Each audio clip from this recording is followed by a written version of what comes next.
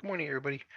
Today we're going to finish up chapter 14, and we're going to start the last two chapters tomorrow. And we only have 6 sections left, so we should be finished by next Monday, which will give you 5 days to catch up with everything, take all the exams. Remember, the final exam is going to be just an average of all your test grades. Right, so there's no formal final exam, it's just an average. All right, let's go on.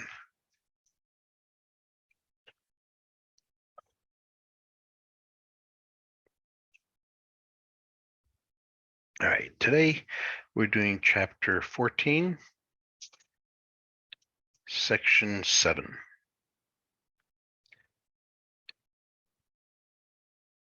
Extreme values and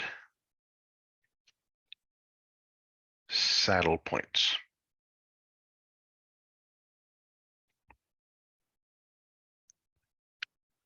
Okay, let's recall from Calculus 1.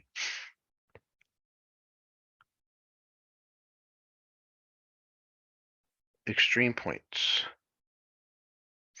which we'll call extrema. We had a local maximum.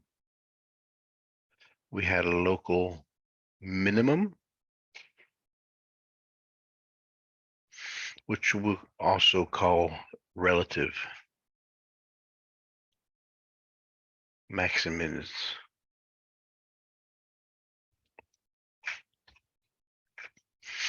So this is what we did in Calculus 1. We had single variable functions.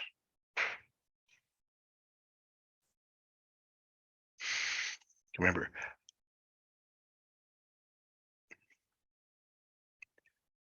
a local maximum is in a small interval, small domain. The maximum is the highest point.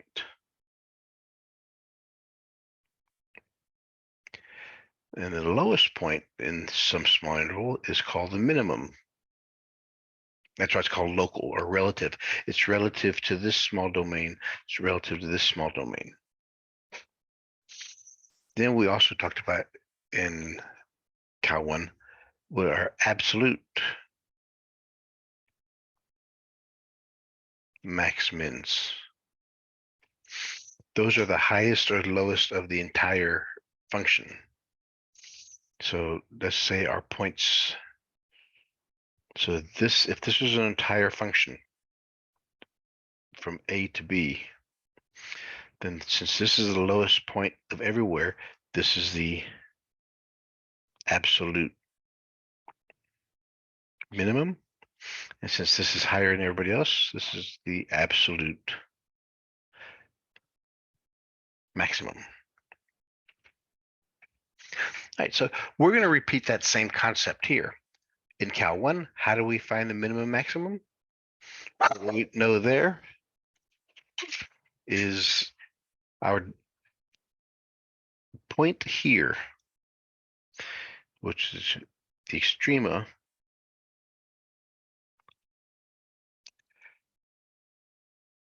has a slope of 0,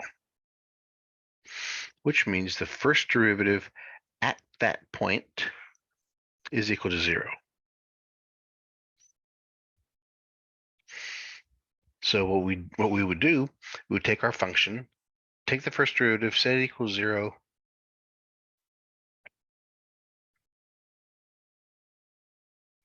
take the first derivative, set it equal to 0, solve for x,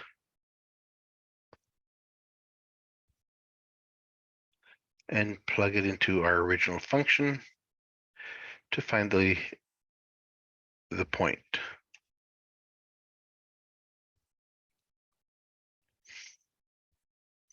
All right, so What we see here, that extreme points only happen at 3 places, actually 2 real places, at points inside the interval and at boundary points. So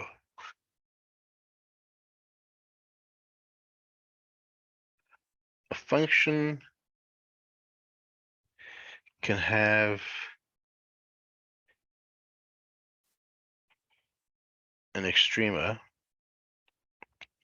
at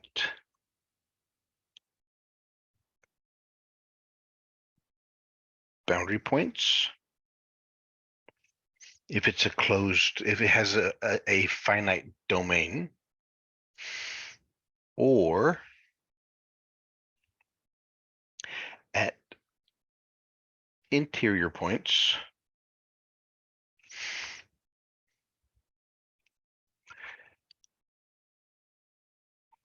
where the first derivative is equal to 0.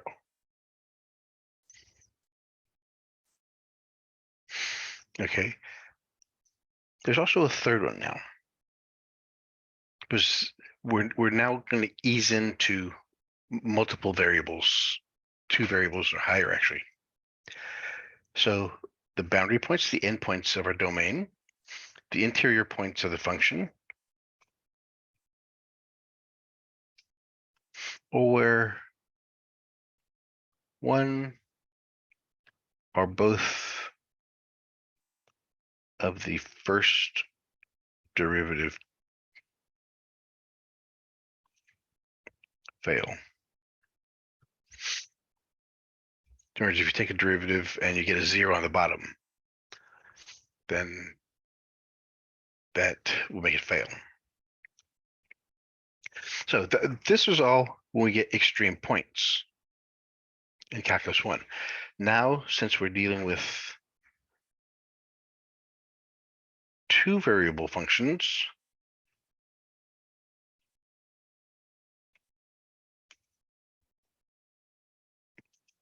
we now deal with plates, with extreme plates.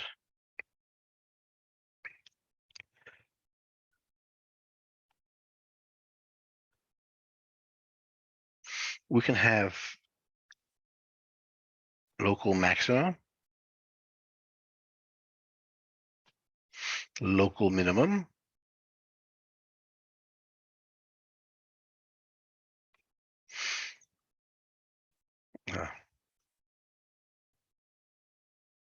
it could be inconclusive, or we can have something called a saddle point.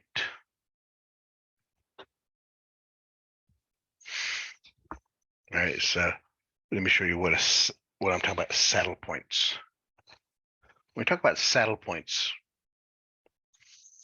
it's where the curve creates a little closed valley. So the saddle point of this one, of this first one, since it all goes down there, it's the origin. Likewise, this one is also. So it goes down on the y-axis, and at lower that valley on the x-axis, on the y-axis is at 0, and at the x-axis it's going up and then back down. So it creates a saddle shape. All right. So that's what we'll be looking at in this section, since we're dealing with 2 variable functions.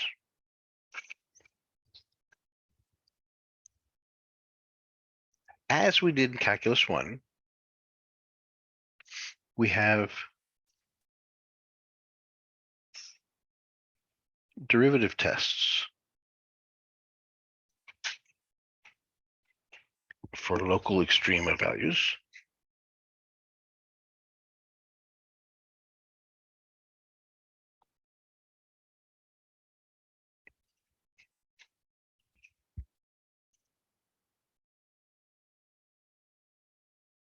In Calc 1, we had it for single variable functions.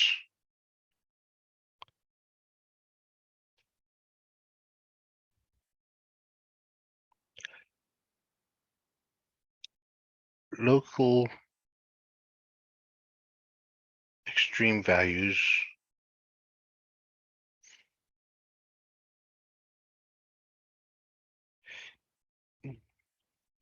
can be found where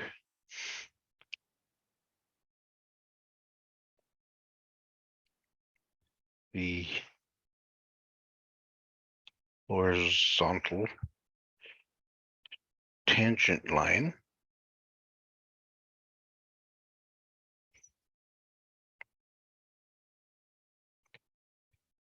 touches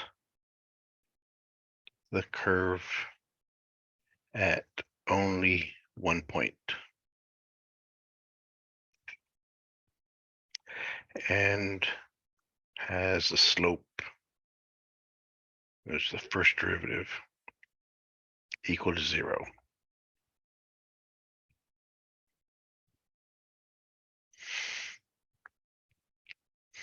So we can have a maximum or we have a minimum. We can also have a location where nothing happens, and that's called the point of inflection. That's defined by the second derivative. So this is all we did earlier. So we can extend that. Let's look at multiples. So let's look at two variable functions.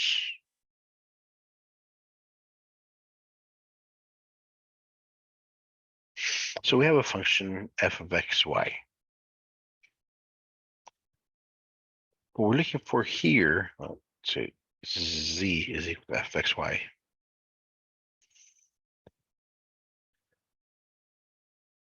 We look for a point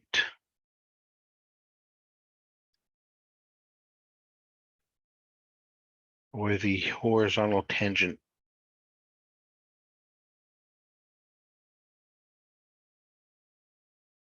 plane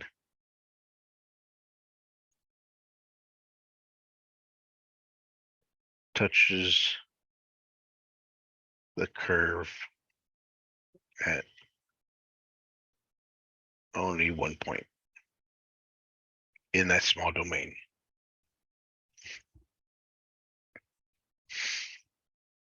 So in here, we have our tangent plate, and it could touch the curve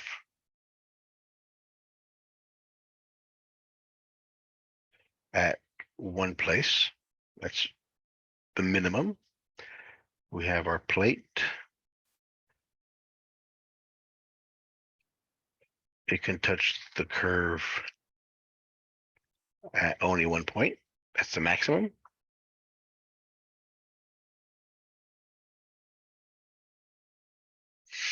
Or, as we saw with our earlier graph,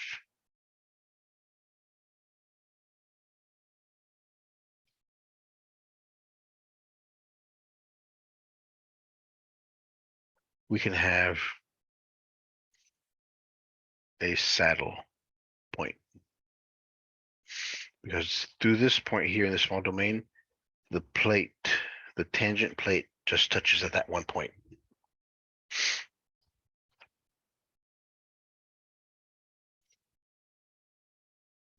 All right, let's look at the definition here.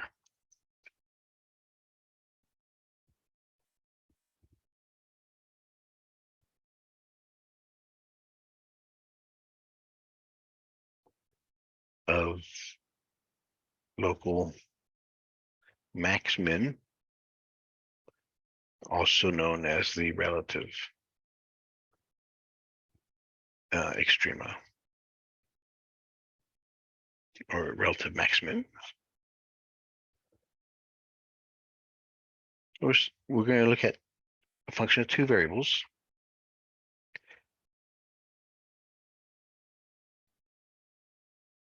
So we have our function defined on a region R. And it contains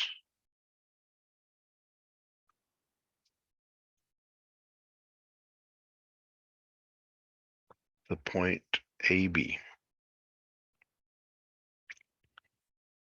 in the domain of that region. Then we have a local maximum if the function f of AB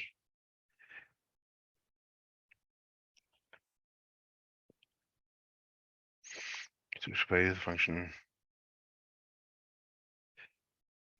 at the point AB, the function at the point AB, where f of AB, that specific point, is larger than or equal to all the other points around it.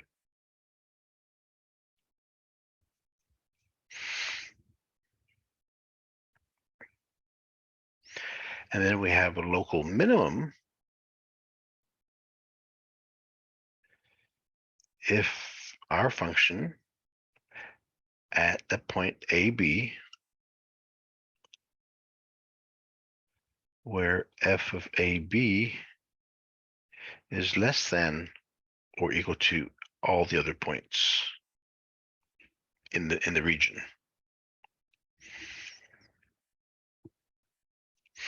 All right, so again, when we deal with 3 dimensions, we're dealing with the open disks.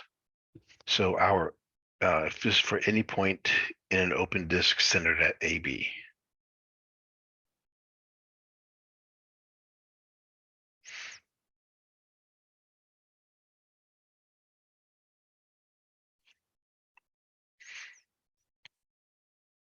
Right, so each of those points have to be included in there.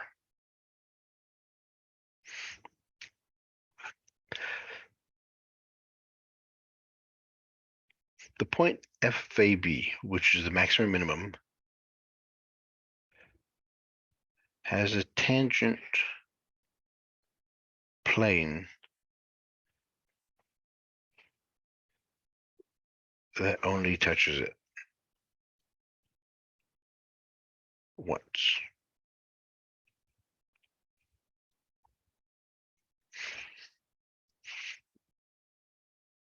All right.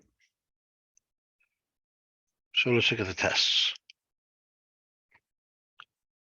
This is theorem 10. The first derivative test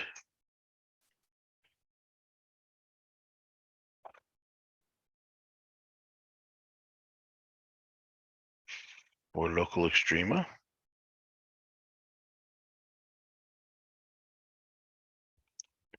or extreme values.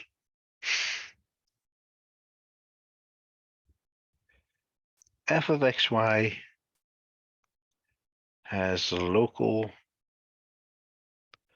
extreme value.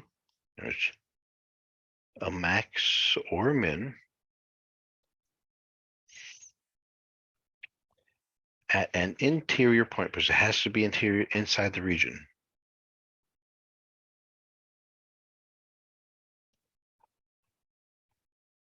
Or that's inside the region R.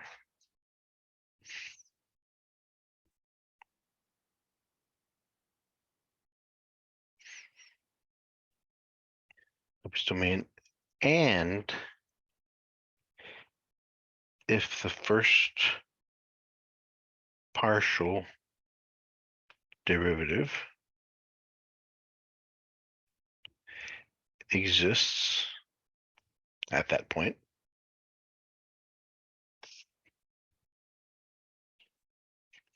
which means we have that exists,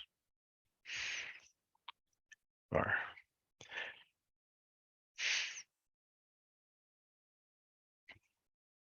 then we have the partial of with respect to x at AB equals 0, and the partial of y at AB equals 0. Because now we're dealing with 2 variables. Both of them have to correspond to that same point on the x coordinate and the y coordinate.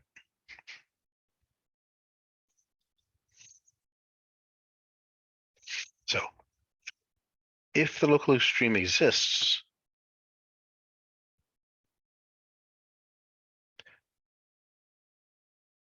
if the local extreme value or values exist,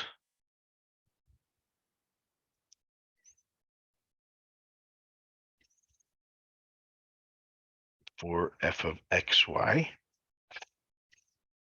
at x equals a and y equals b at some points, and it has to equal,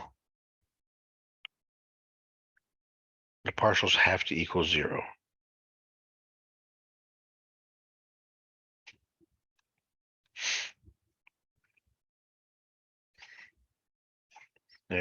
The partials have to exist and have to equal 0.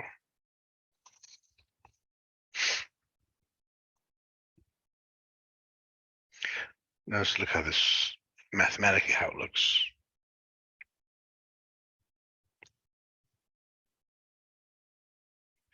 The tangent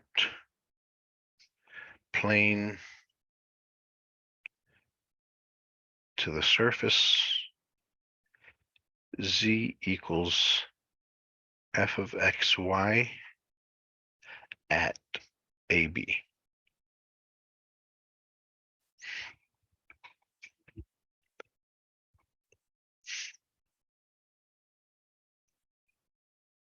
We set and find the partials at AB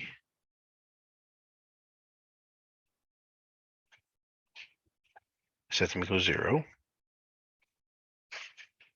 Then that means we have A and B defined.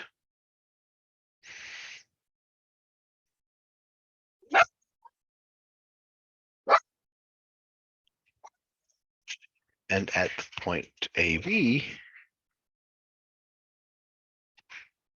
we get the partial of x at AB,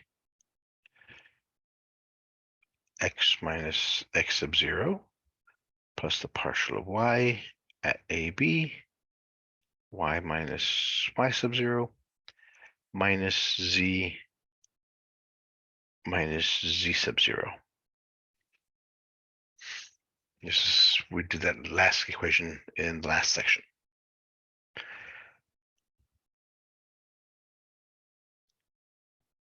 So we have these, the partial at AB,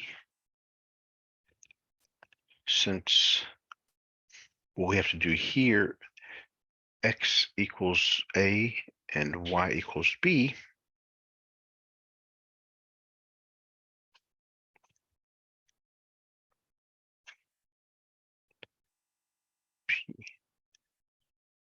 and z minus z0. Our partials were 0, so that becomes 0. Our partials are 0.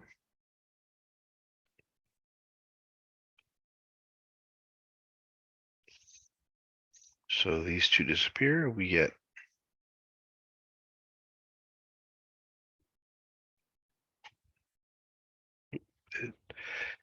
plus. So we get z equals z0. Remember, we defined our function earlier as z equals f of AB. So z is equal to the function at AB. So this is the reason it's going to work. So if we have if it satisfies the conditions, then we have a horizontal plate at that AB. Let's define the critical point.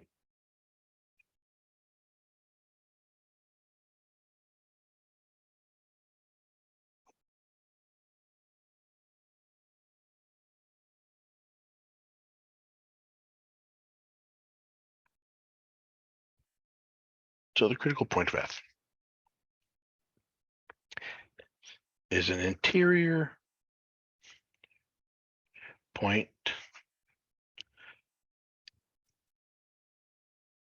in the domain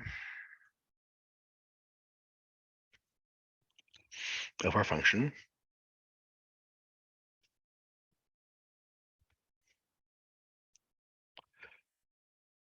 where both partial derivatives f of x and f of y are 0,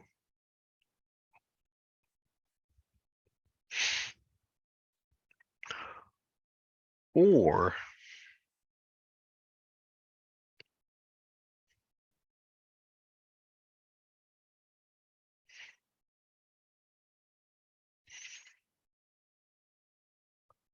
one or both of our partials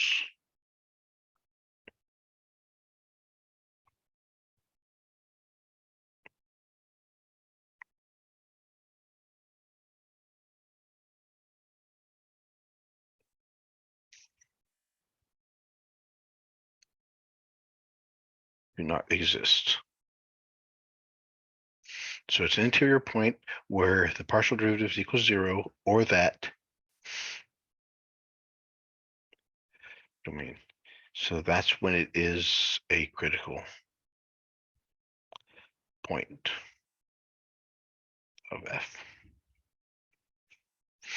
So an interior point is a critical point of F if these two exist.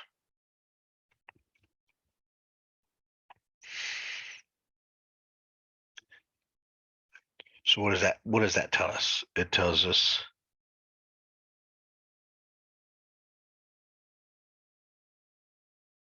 extreme values, critical points,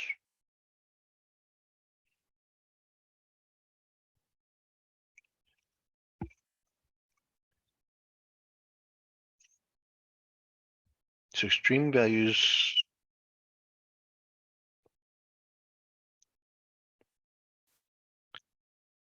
are only at critical points and boundary points. Again, this is the same thing as calculus 1. So if we had our places where the derivative equals 0,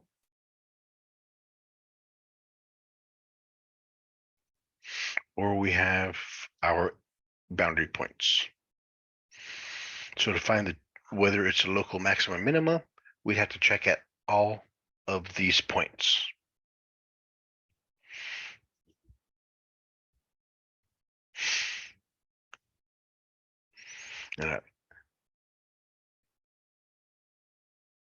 Note, single variable functions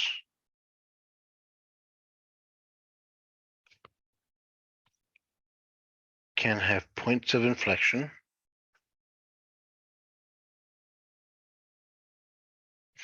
if you remember that, that's the second derivative set equals 0. That tells you where the graph changes from concave up to concave down.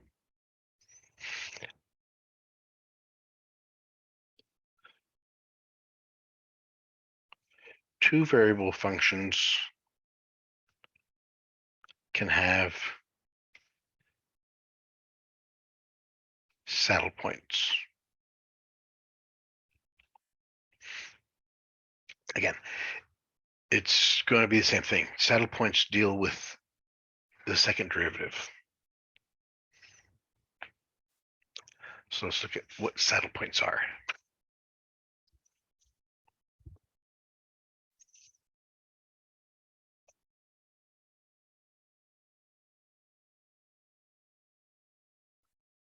Definition of a saddle point.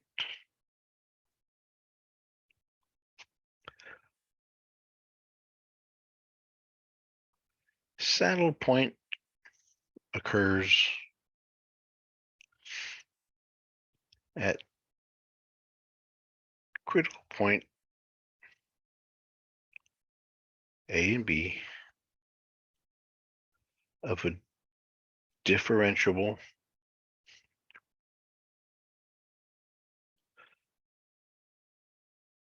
function f if in every open disk centered at AB,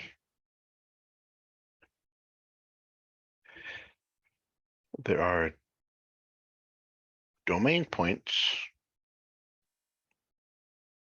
xy where the f of xy is greater than f of AB or f of xy is less than f of AB. So if that's true, the point A, B, f of AB is the saddle point on the function on the plane Z.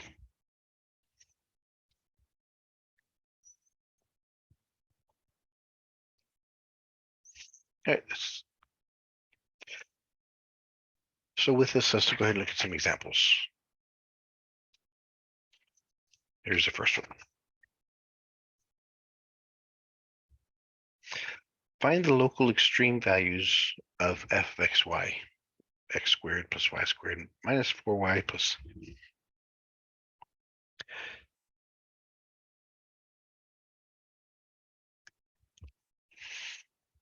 Okay, first off, determine if there are any limitations. These are the bounds to x or y, because we have this will define our bounds.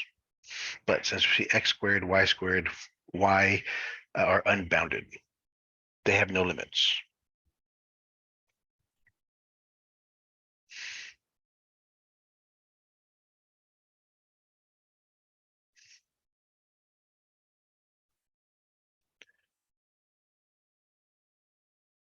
They go the entire domain.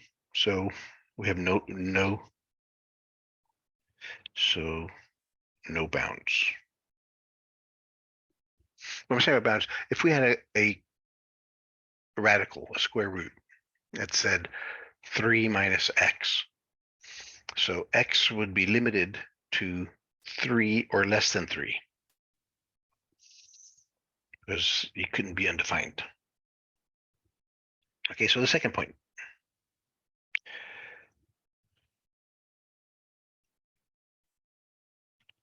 Find the partial derivatives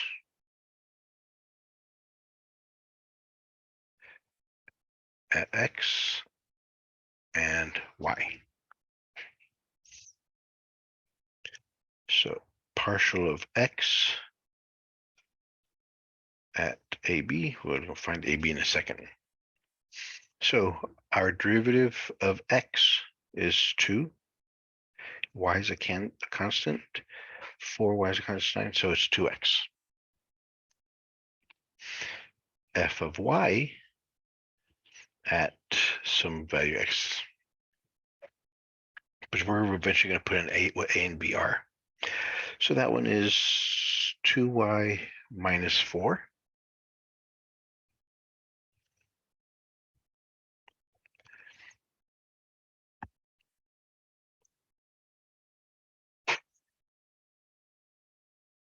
Set them equal to 0.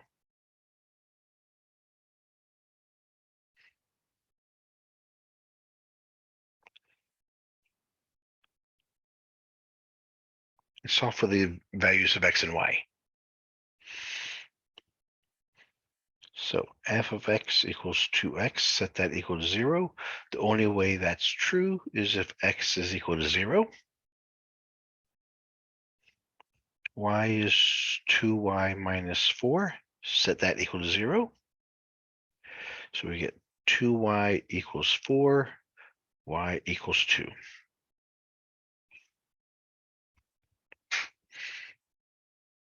So that's the only possible point where we could have an extrema.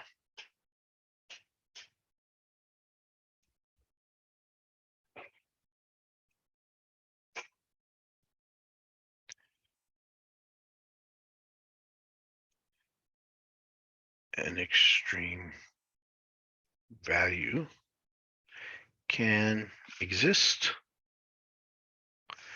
is at 0, 4.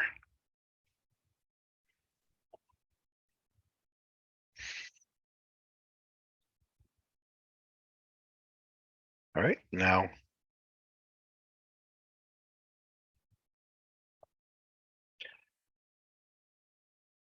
plug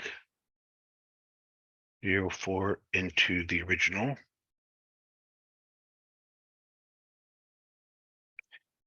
Equation.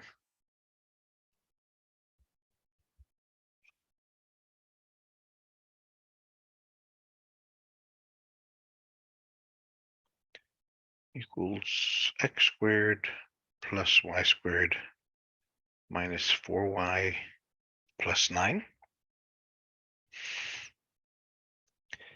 0 squared, 4 squared,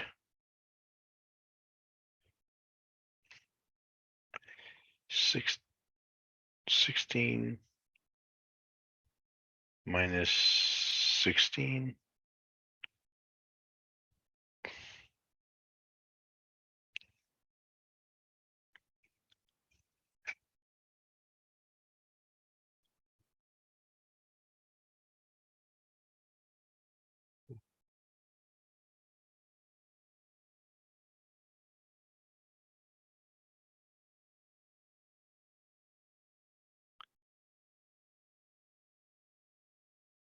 Oh, nope.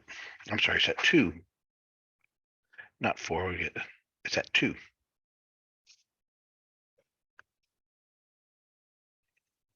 I even circled it. So that's 8. 16 minus 8 plus 1.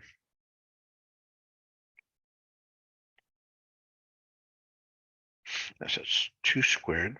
That's 4 minus 8 is negative 4 plus 9 equals 5. Yeah, so it's 0 squared plus 2 squared. 4 times 2 plus 9. 0 plus 4 minus 8 plus 9. Negative 4 plus 9 is 5.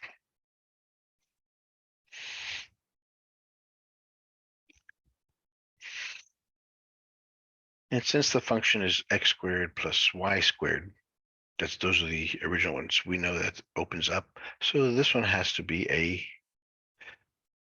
minimum, a local minimum.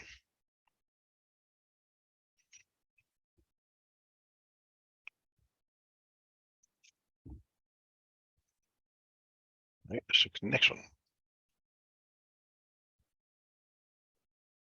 Find the extreme values, if any, of this function.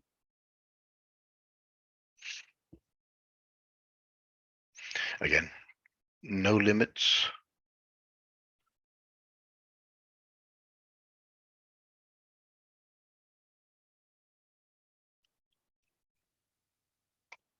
So y squared goes from negative infinity to positive infinity. X squared goes to, so we have no limits. We're unbounded. So next, find partials. So the partial with x is negative 2x. The partial at y is 2y. Set them equal to 0. So x equals 0 and y equals 0.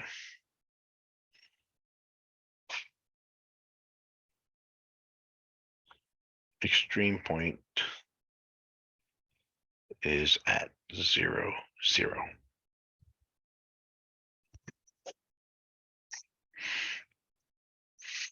Okay, so let's look at what happens at that point.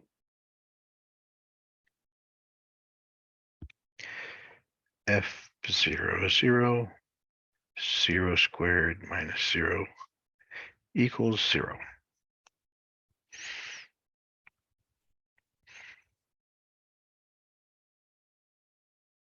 Right, so again, the y opens up. If we had a graph here, here's the x, here's the y, here's our k. The x is a negative parabola, so it opens down at all points, and y is a positive,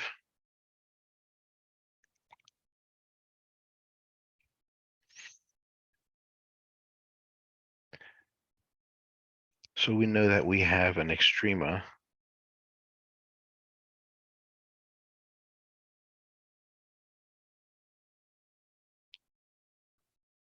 at the origin. So the y's go up, the x's go down.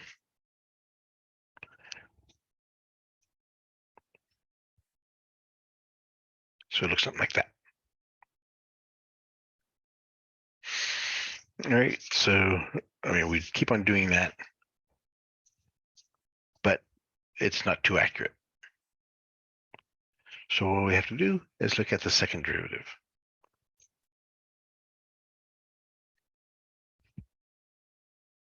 The same thing we did in calculus 1. If the first derivative didn't tell us much, then the second derivative told us if we had any concavity with the concavity and the points of inflection were. So if our functions f, f prime, and f double prime, if all those exist and are continuous in our region,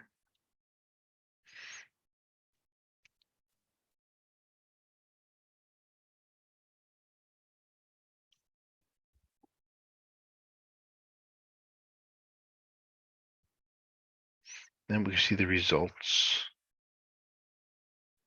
of the second derivative tests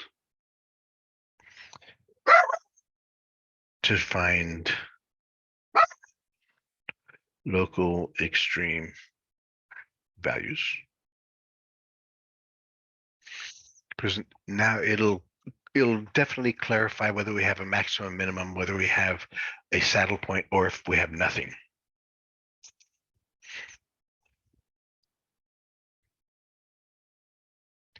Theorem 11.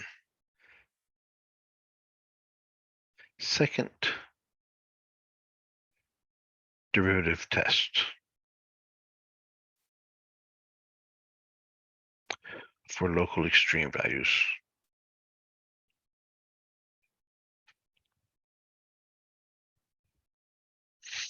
And this is going to be the important one, because if we use this, then there's nothing we can argue about. It's nothing to determine. It's right there. All right, so here it is. Suppose that our function f of xy and its first and second derivatives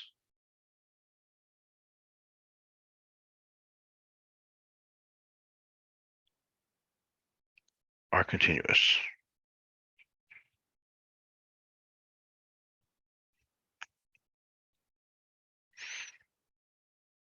It has to be through the entire domain.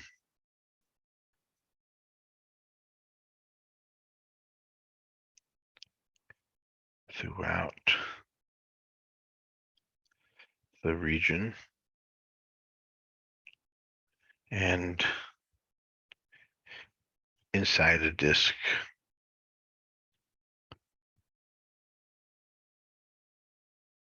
centered at our critical point.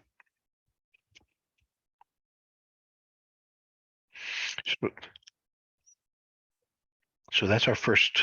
Suppose that they're continuous.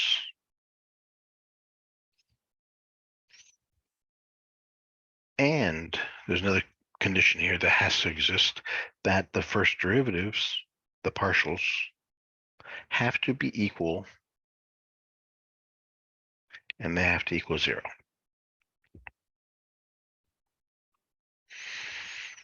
Now here's the test. Here's the whole thing. We will have a local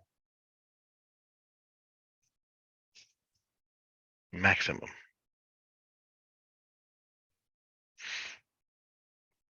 At our point AB, we'll have a local maximum if the second partial derivative of x, well, let's look at it this way, and the second partial derivative of y minus partial xy squared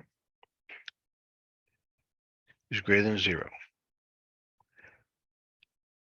And this first term is positive. No, maximum has to be negative, has to go down.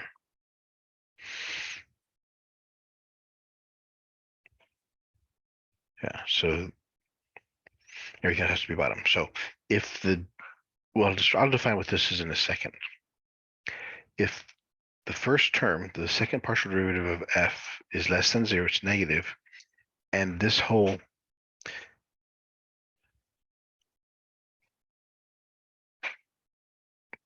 that's the discriminant. If the discriminant is positive and the second partial derivative of f is negative, then we have a local maximum.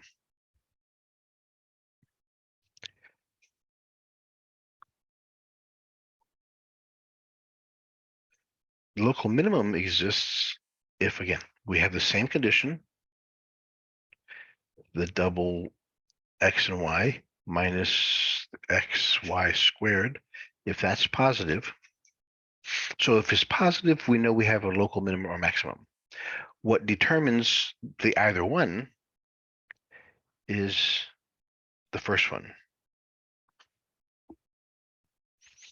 If the second partial of x is positive, then we have a local minimum. I mean, it keeps on going up, so it has to be the lowest at AB. The third condition is if it's not local maximum minimum, we have a saddle point if the discriminant fxx fyy minus fxy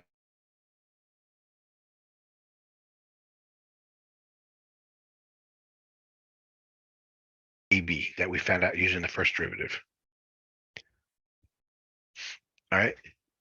Anything else is inconclusive. In other words, that's if our discriminant xy squared is equal to 0. We can't tell much if that's what happens. I have to do something. Hold on. Sorry about that, everyone. All right, so these are the important parts right here. So once we find the second partial derivative of x, xy, y, xy, find the discriminant, and that will tell us what we have and where it is.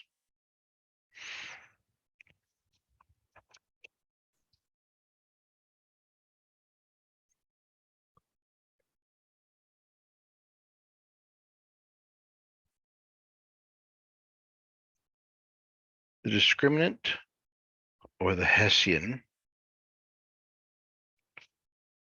of our function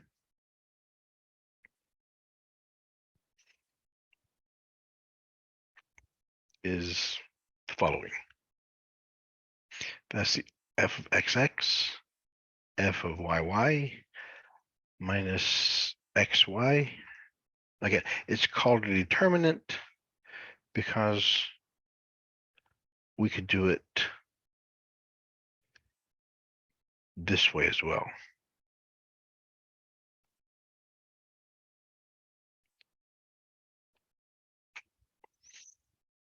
So we have xx, xy, xy, ff. And if we did the discriminant, we have x times y minus these two, which is correct. So, but one thing even further, the discriminant, if you remember in the Pythagorean theorem,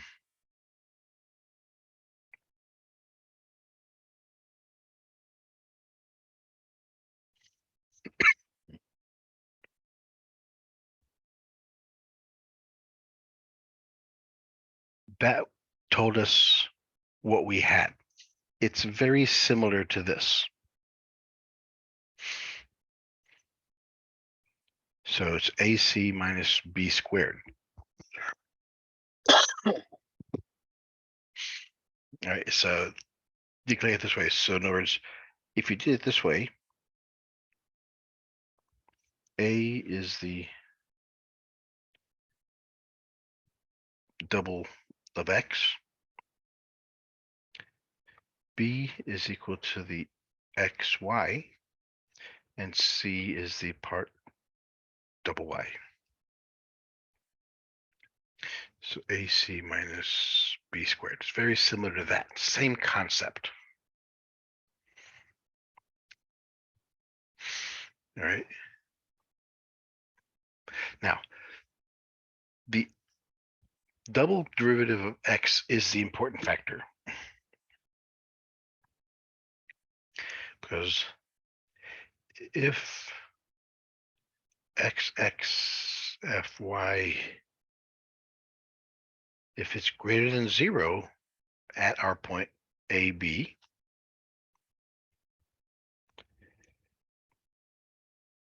then that tells us the surface curves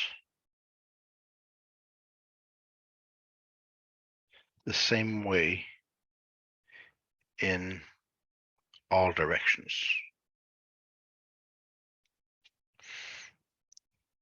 In other words, the importance of there, if it all turns one directions, then we either have a local maximum or a local minimum. It all is dependent on the double X. If f of xx is greater than 0, it curves upward, which means we have a local minimum.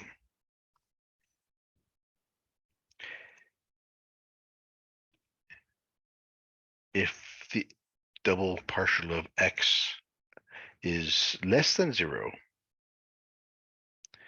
the graph curves downward, which means we have a local maximum.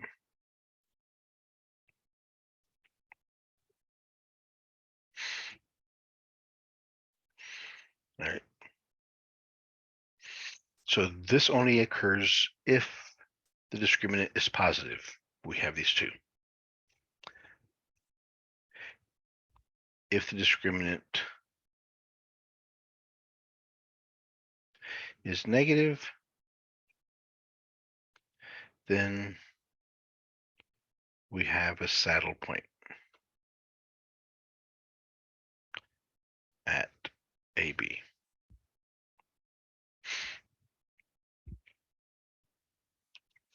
All right, let's look at an example here.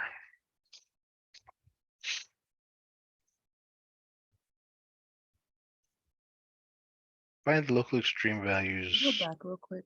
I'm sorry, yes. Yeah, once we start doing some of these examples, you'll see that it just all falls into place. It makes it much easier for us. Thank you. The hardest part of this process is going to be the part right after the first derivative where we have to find the values of x and y. That algebraically is the most difficult part. So find the local extreme values of these functions. Again, we notice are there any limitations with x and y? Nope. So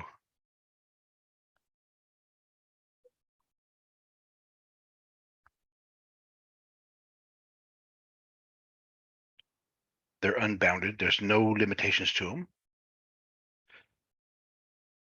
So find the partials.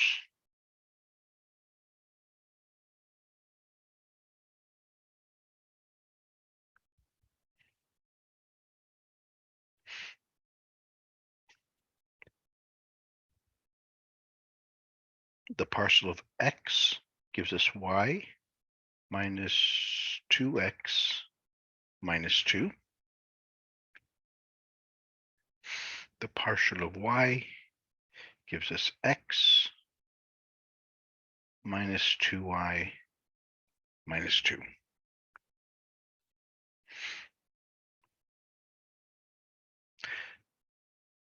Third step, set it equals 0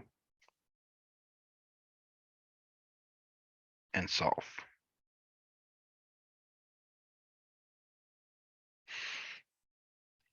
So we could take the first one. We could set y equals 2x minus 2.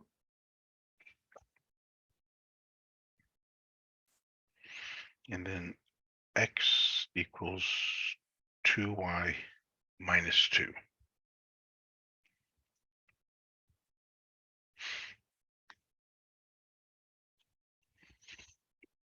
Let's do substitution. So let's put in this equation in place of there. 2y minus 2 minus 2. 4y minus 4 minus 2. Move the y's to one side. So subtract 4y from both sides. Negative 3y equals negative 6. Do both negative, change of signs. So we know that y equals 2.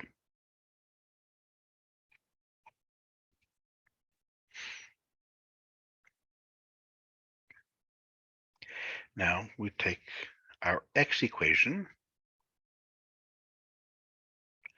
and plug in y.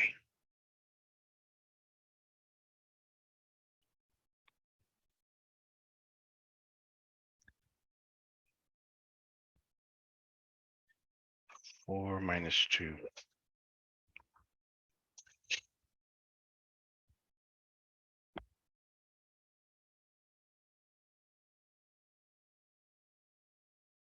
Let's see if this works. So 2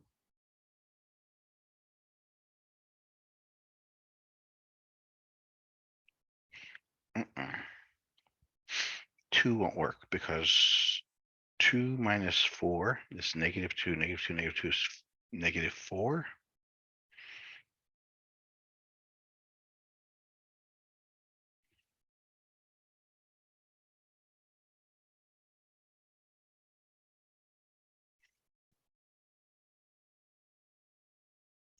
Okay, so that's 2, negative 4, 6.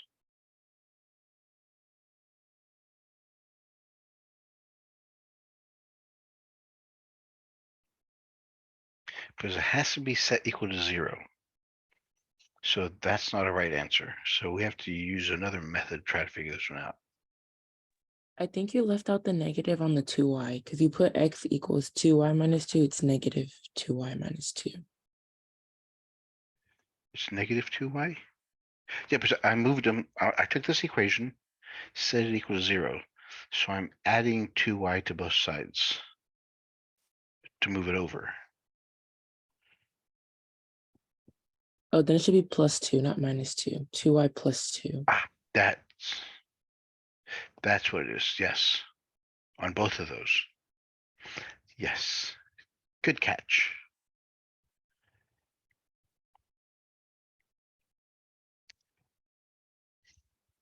Okay, so we have that, so it makes it.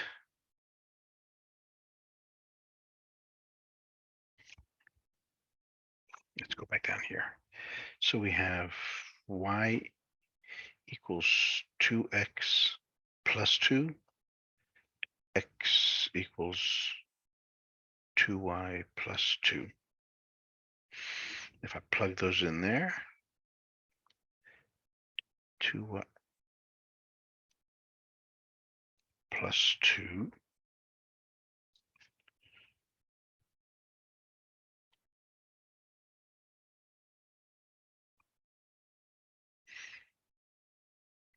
okay, so I subtract here, I get -3y equals 6. So y equals -2. That would work, yes. So they're negatives. Good catch. Thank you so very much. Again, I thought this is the hard part. So x2 times -2 plus 2, -4 plus 2. So that's our A and B.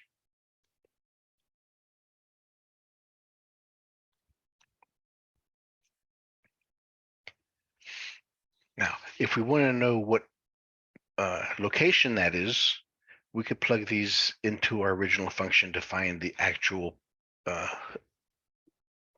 point for -2, -2. But we're looking for the extreme values. Okay, so now we have A and B. So we have to find step 3.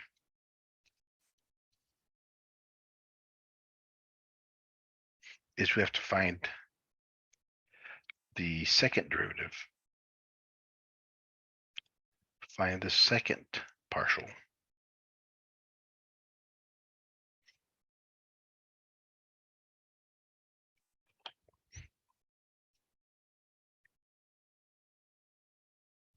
So this one was y minus 2x minus 2. Y equals x minus 2y minus 2. So with respect to x, that goes to 0. This goes to -2. That goes to 0.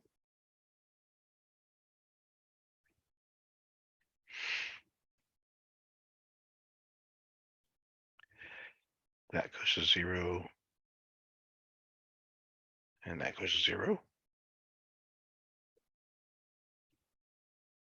But then we also have to find fxy.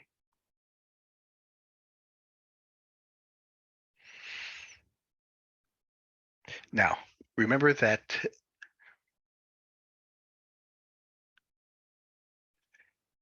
they're commutative. We get the same, we should get the answer both ways.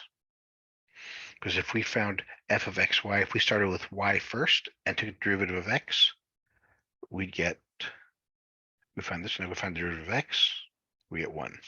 We started with x, we get 1. So it doesn't matter which one we pick. So these are our values.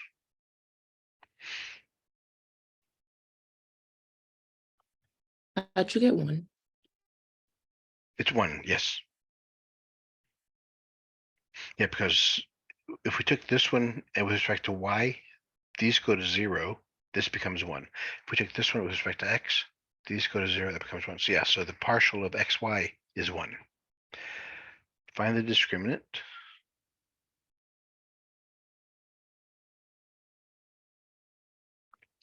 Which is fxx fyy minus xy squared. So it's -2 times -2 times 1 squared.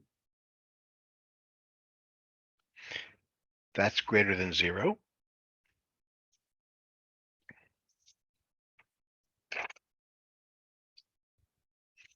Oh, where's that? So if our discriminant is greater than 0, it's either a local maximum or local minimum. It all depends on the first term. Is f of xx negative or positive? It's negative, it's less than 0.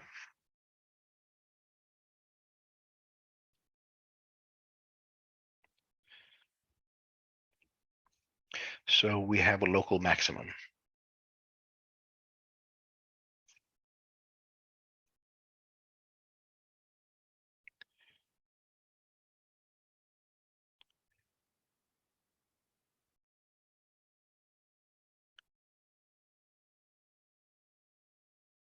At negative 2, 2. And f at negative 2, negative 2. If we go ahead and work that out,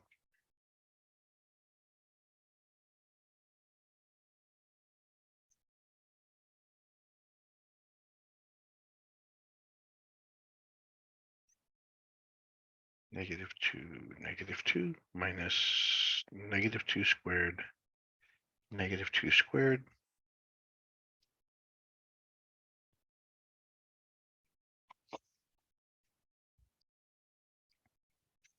Positive 4, 4, 4 plus 4, plus 4, plus 4. These cancel, so it equals 8.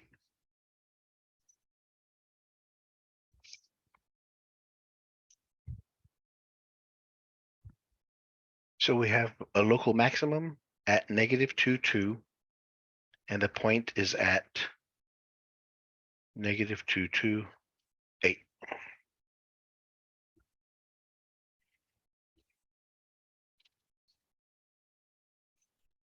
All right, let's try another one.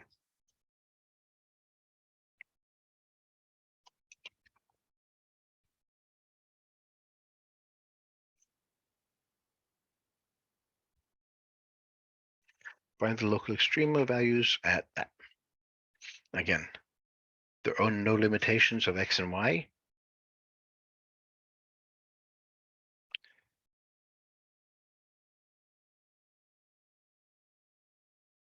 So the partial of x,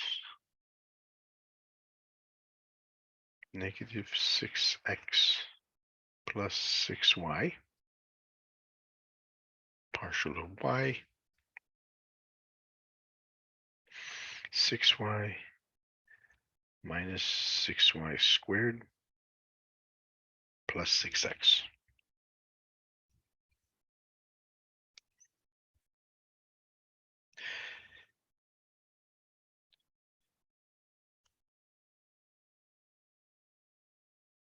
So this one we can factor out a negative 6. And this one,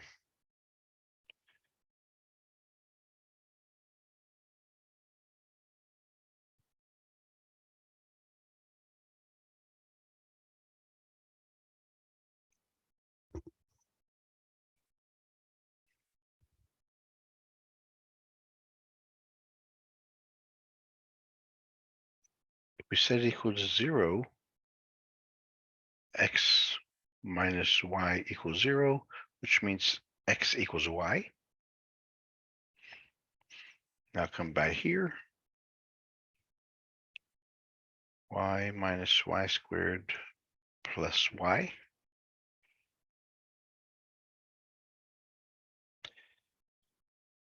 Two y minus y squared. Remember, these are all equal to 0. So factor out a y.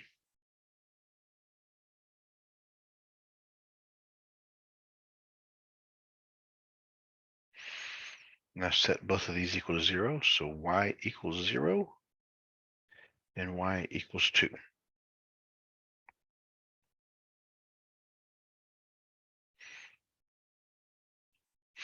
Since x equals y,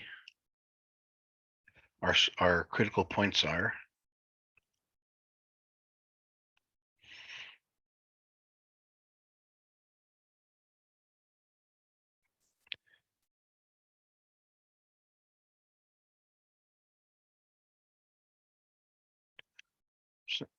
at 0, 0 and at 2, 2.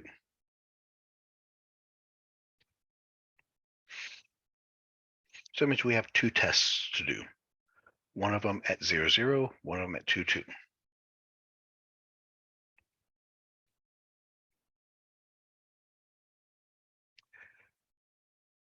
We still have to find the second derivatives.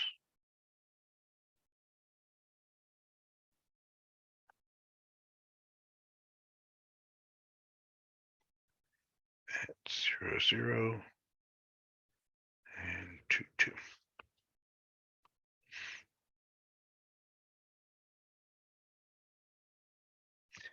So with respect to x, we got -6.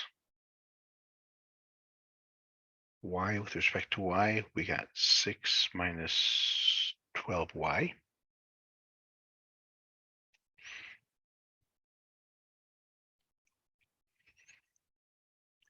And now with respect to x, we get 6.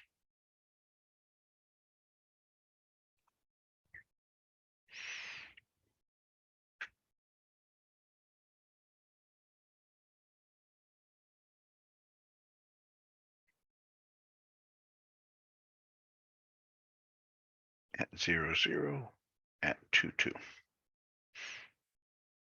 That one's constant. This one's constant. The only one that changes is the y. If y is 0, then it's 6. If y is 2, -24, it's -18.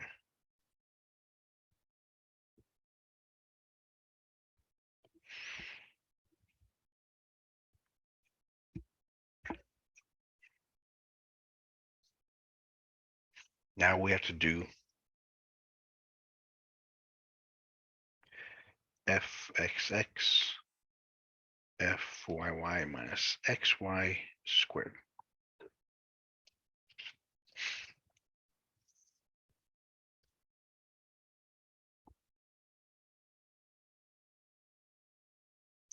At 0, 0.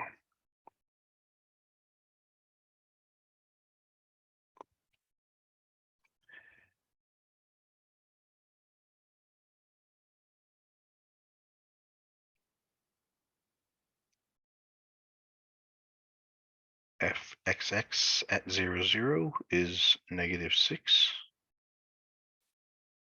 Yy is +6 and -6 squared.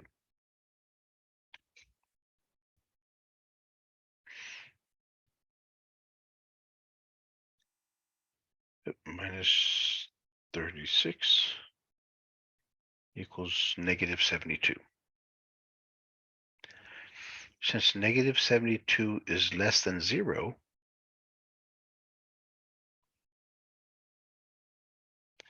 then we have a saddle point at the origin.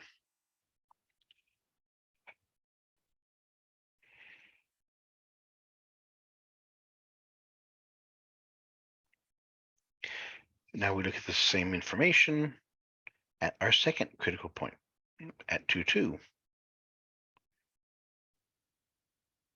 fx, xx, yy, xyy. Yep. At 2, 2, xx is -6, yy is -18, minus 6 squared. Positive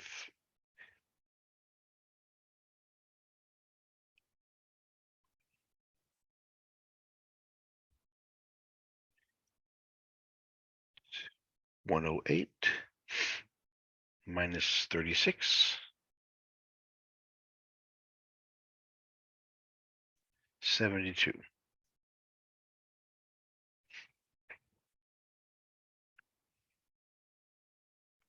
So since we have f of x, the discriminant is positive, is greater than 0, that means we have either a local maximum or a local minimum. Since the xx value is negative, since -6 is less than 0, that means we have a local maximum at the point 2, 2.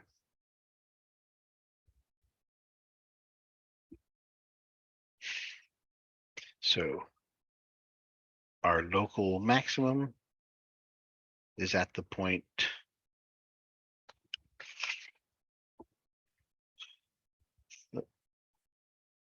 3y squared, 2y cubed,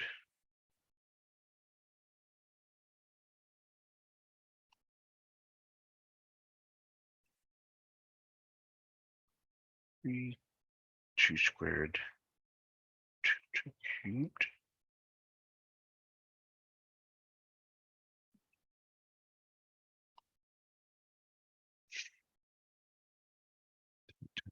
Or 2 times 8, or 6, 24. 12 minus 16 minus 12 plus 24 is 8.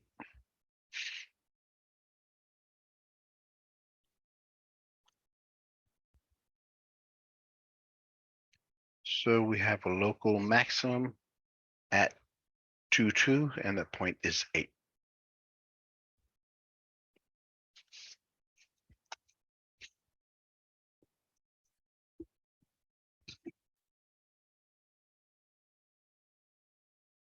Okay, the next one's going to not take it up a notch.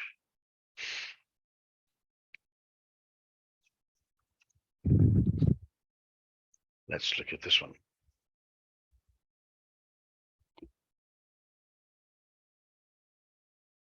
Find the critical points of the function fxy 10xy e to the power that, and use a second derivative test to classify each point as one with a saddle, local max, local min.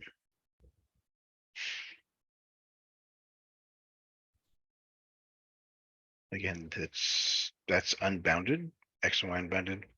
So we just have to find the partials. Partial with respect to x. So we have 10xy e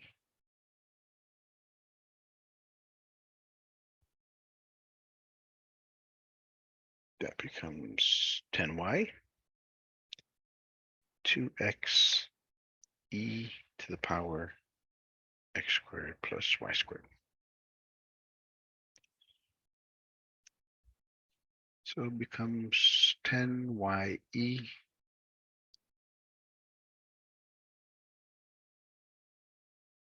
plus 20 x squared y e to the power.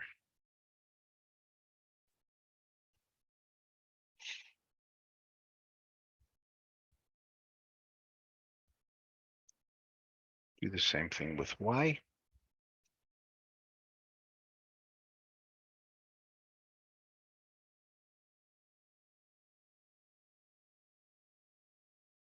So it becomes 10x.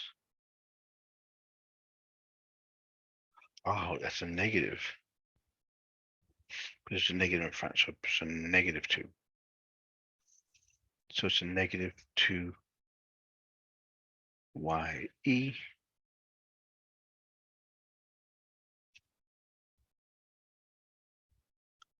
So we have 10x e minus 20 y squared x.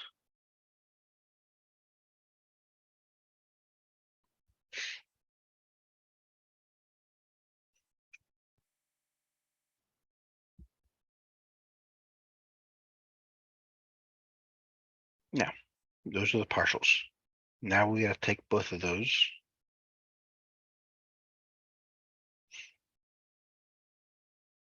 Set them equal to 0.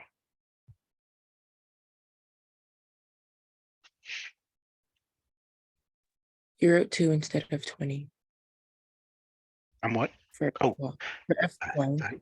It was a silent 0. Thank you. So we have 10 ye x squared y squared x squared y.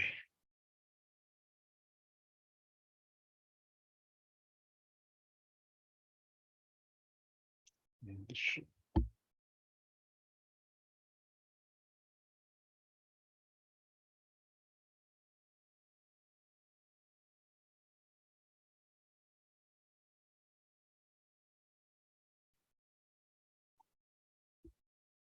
set them equal to 0.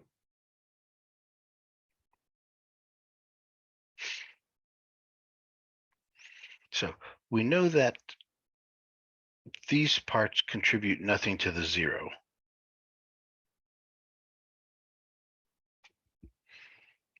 So we don't have to worry about those. All we have to worry about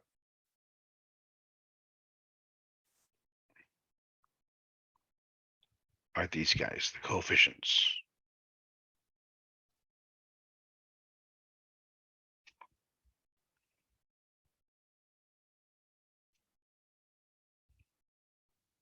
So this first one, we can factor out at 10y.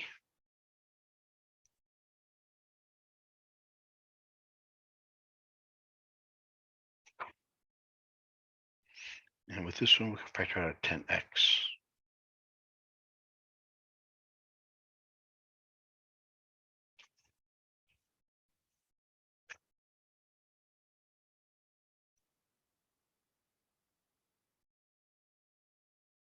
Set both of those equal to 0.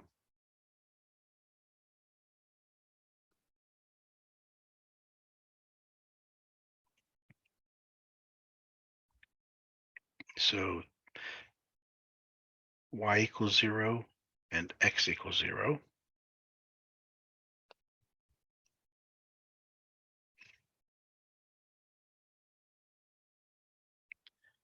So x squared equals 1 over 2 square root. So x is equal to plus or minus 1 over square root of 2.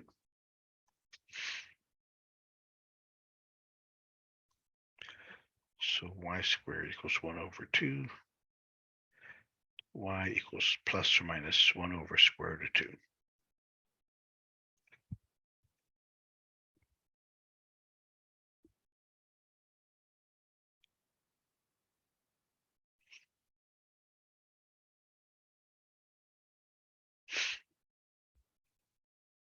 Let's look at our possible combinations here.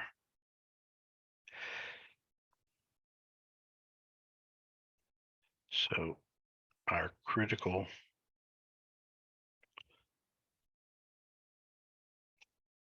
points are, we take 0, 0.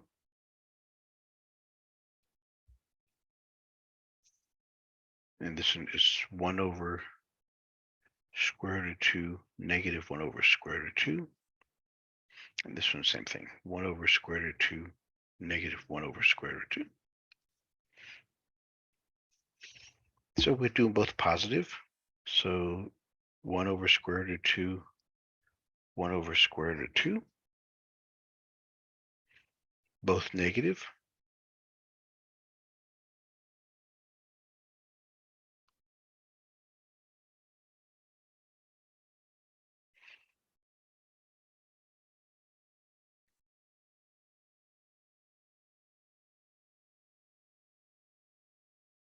Negative is a negative in the X. And a negative in the Y.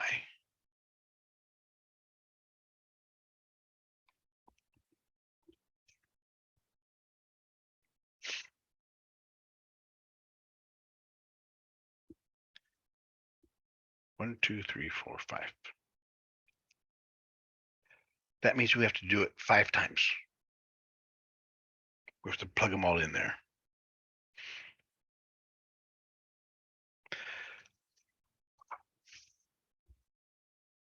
Step 4 is find the second partial derivative of X and Y and XY. X. So we started off with 10YE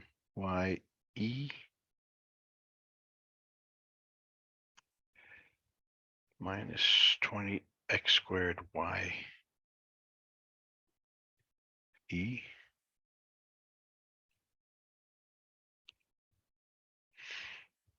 So this next derivative with respect to X.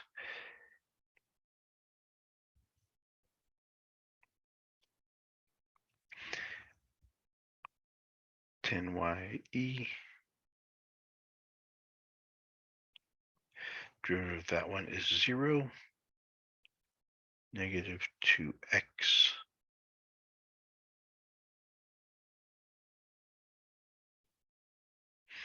So it's 0 plus, so it's negative 20 XYE.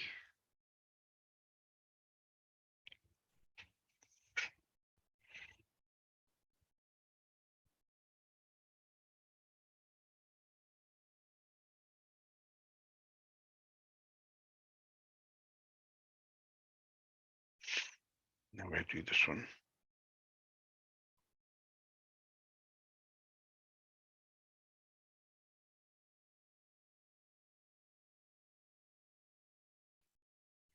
The derivative of X and this one is negative 40X Y negative 2XE.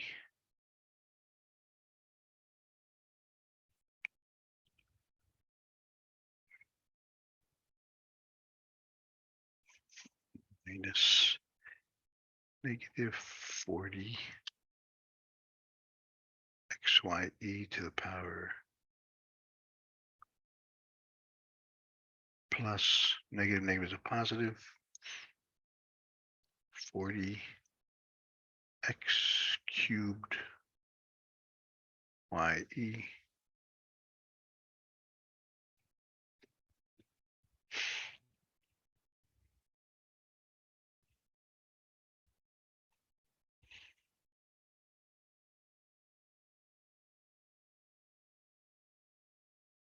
Now we gotta simplify.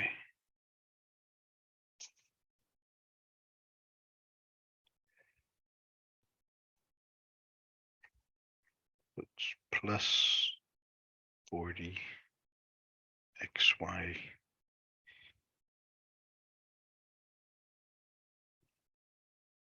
becomes a minus.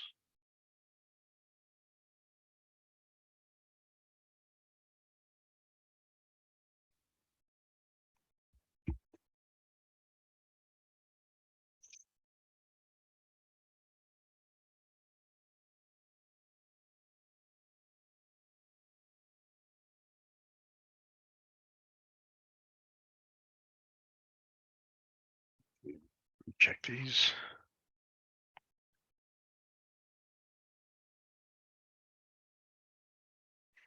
Okay, so that's 10YE X squared. Okay, the first one.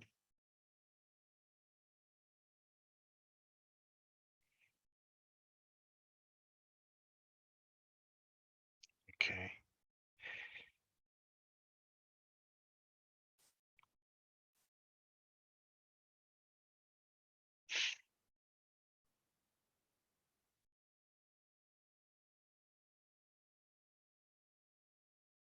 XY, XY, XY.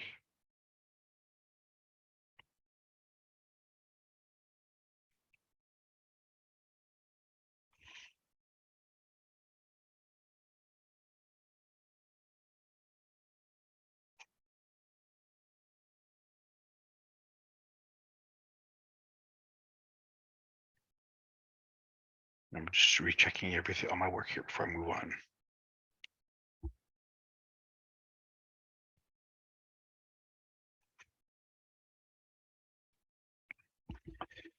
When x squared y.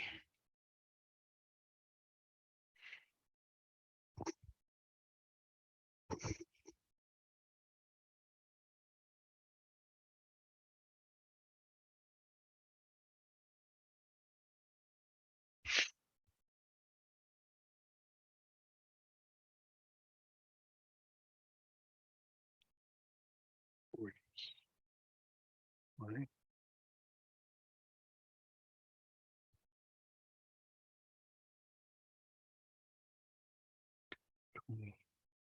X, Y.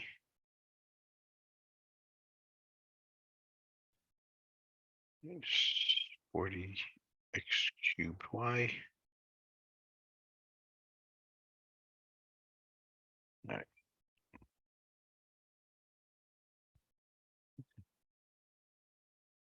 Remove those guys.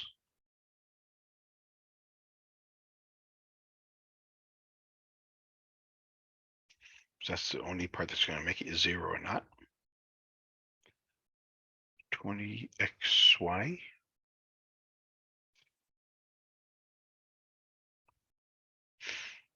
These are all equal 0.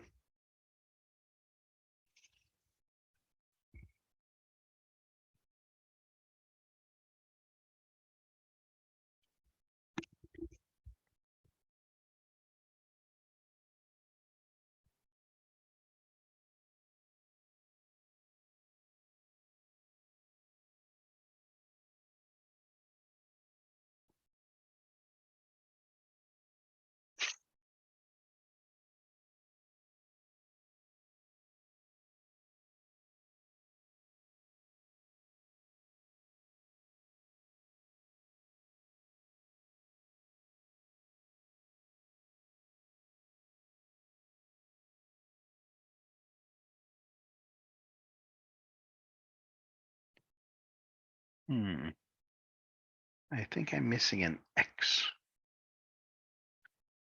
Put on pause.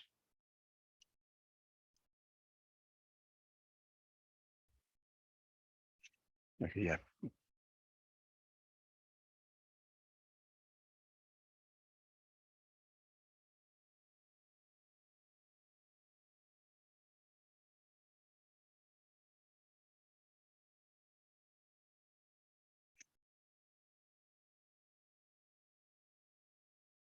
Yeah, I messed up here.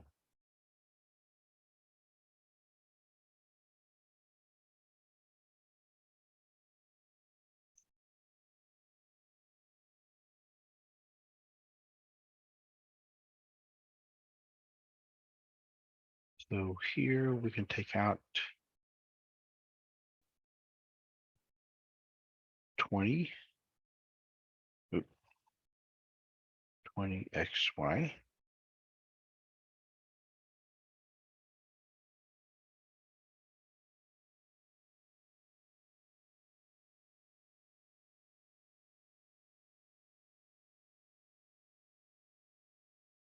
And E. Well, I'm not gonna worry about the E's. So it's 3 plus 2x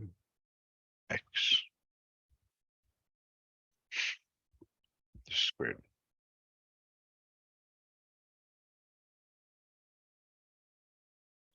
Set that equal to 0.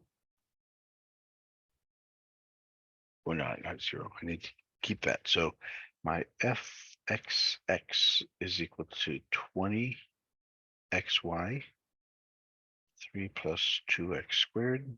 Shouldn't the 3 be negative since it's negative 60?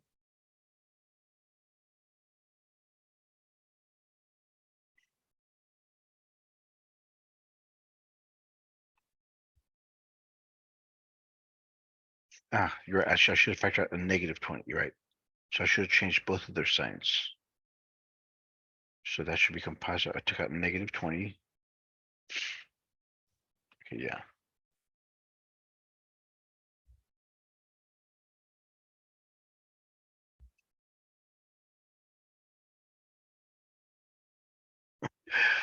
And that's only for XX. These authors of this book are cruel. Because then we have to plug in our points for each one of those combinations. So that's XX.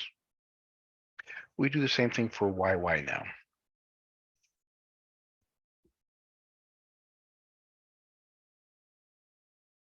Ten X e to the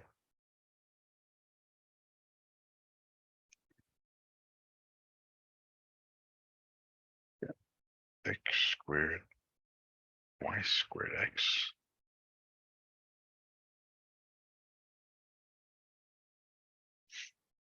There.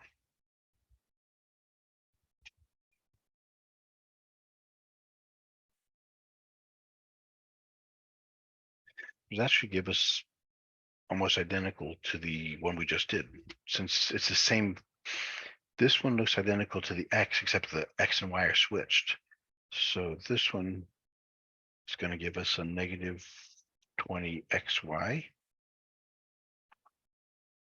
3 minus 2, instead of X squared, it's Y squared.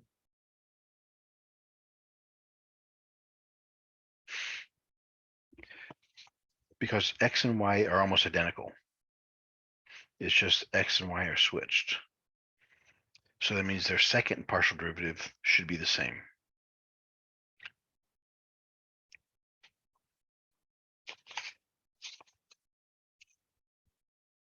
Now we've got to find f of x, y.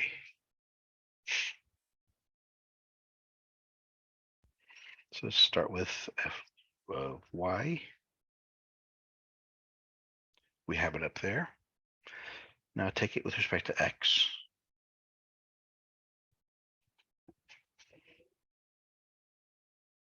Leave that one alone. Plus 10x times negative 2x.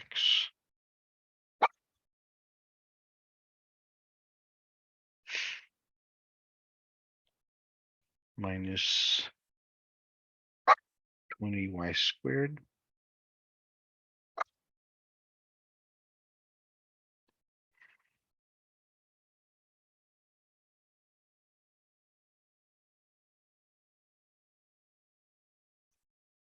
Minus 20y squared x times negative 2x.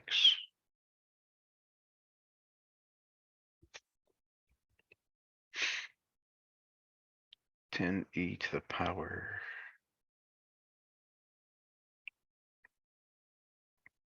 minus 20x.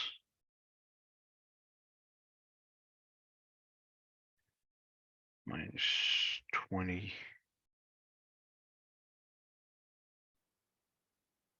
y squared.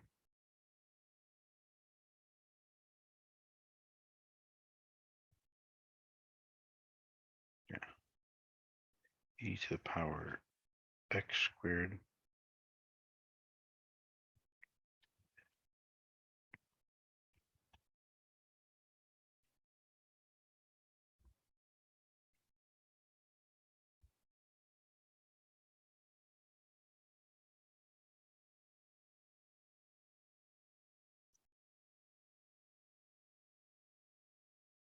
minus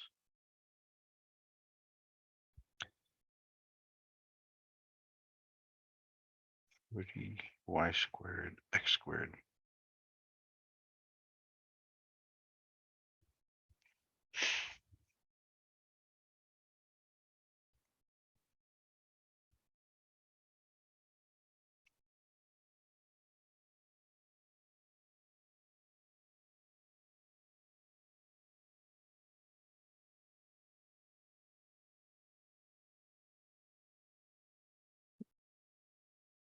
If I try it here, I get 1 minus 2x.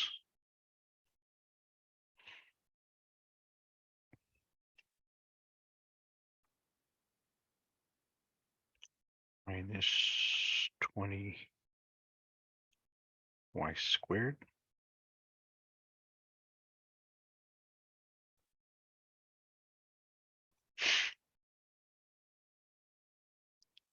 One minus 2x squared.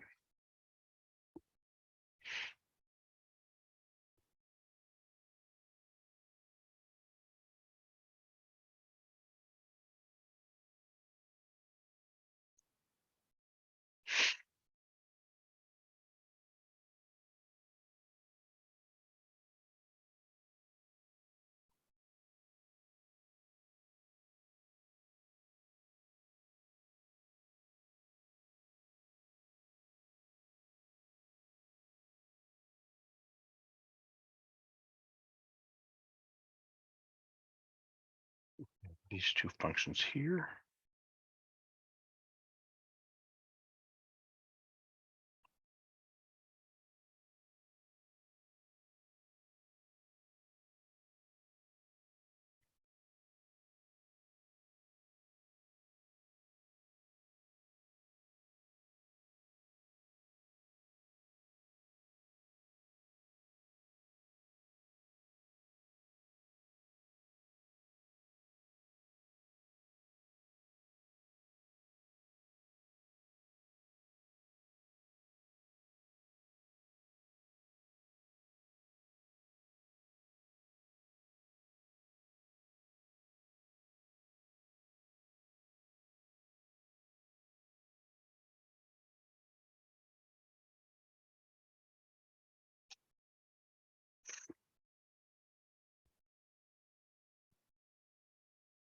Okay, so that's f of x, y.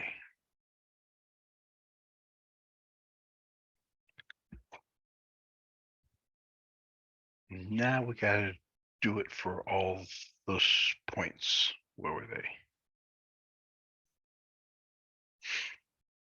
We had at 0, 0,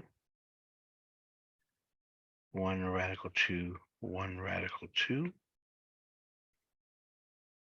negative 1 radical 2, negative 1 radical 2, negative 1 radical 2, 1 radical 2, 1 radical 2, negative 1 radical 2.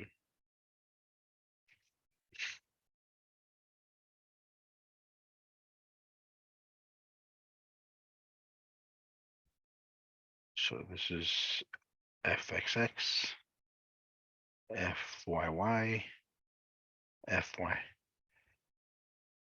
then the whole thing.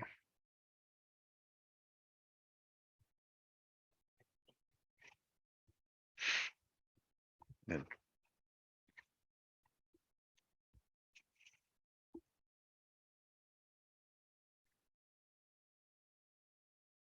so at 0, fxx is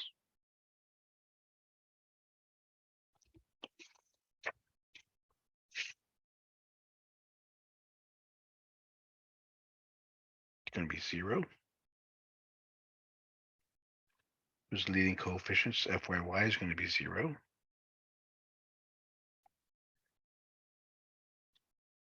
0, 0, that's 0. That's 1. 0, 1, so it's just 10.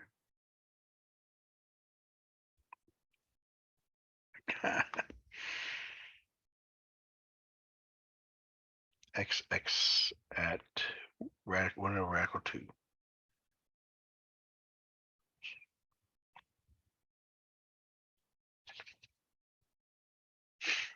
1 over radical 2, 1 over radical 2 is 1 over 2.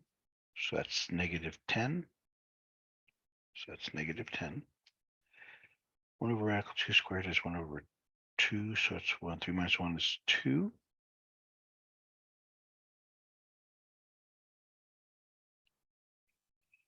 So negative 2 times 10 is negative 20 over e. So it's negative 20 e to the power 1/2 plus 1/2 is 1.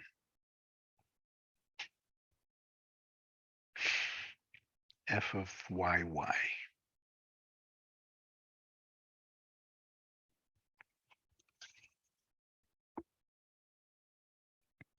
Same thing, it's negative 20 times 1/2 is negative 10. That's 3 minus 1 is 2, so it's negative 20.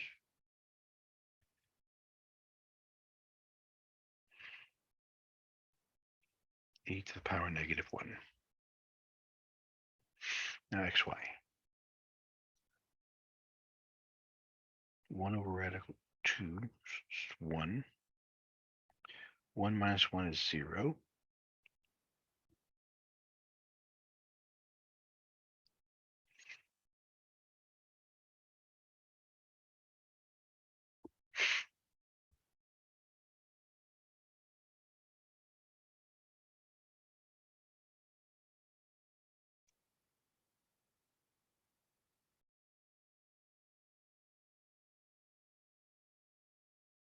One over radical 2.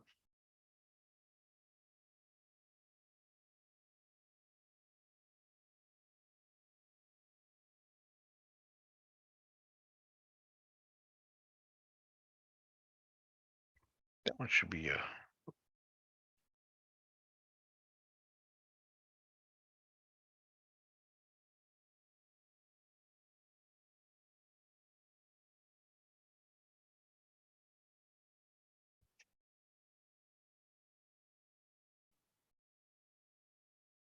that one.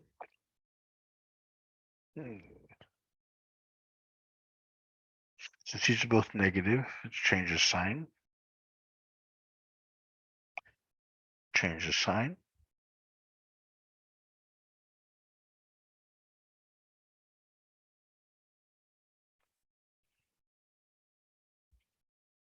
Negative, positive, positive, negative.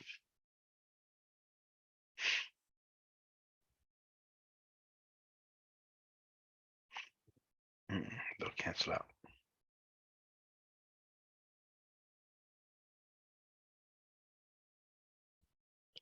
So it's negative, that makes positive. It's positive, positive. Negative here, so it's y, xx. It's negative times negative is positive. Y.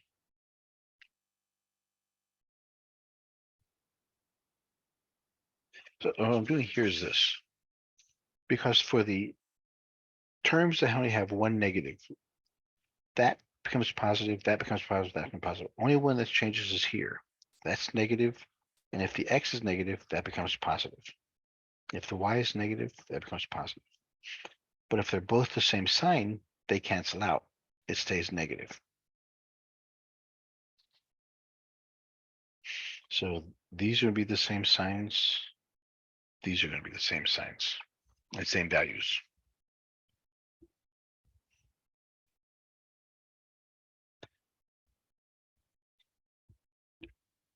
Now, the problem I'm having is with the f of xy.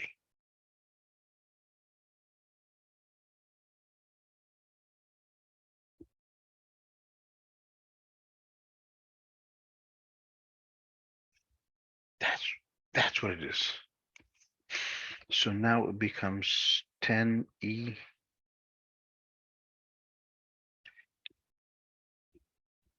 I can factor out a 1 minus 2x squared, leaving me with 1 minus 2y squared. They have to be squared.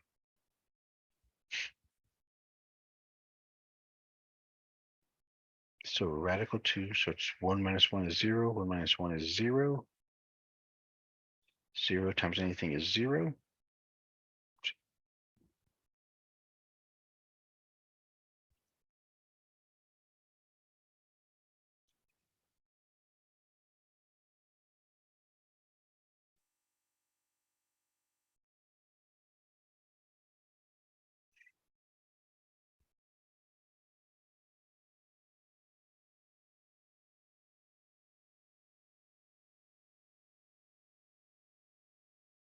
Okay, so f of x times f of y is 0 minus xy squared, which is 100. Negative, negative is a positive, 20 is 400.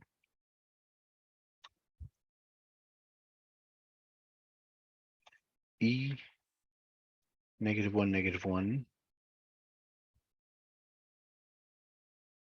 squared. So 1 to 1 negative squared. They're both negative. Or -2, I should say, not negative squared. Same thing here.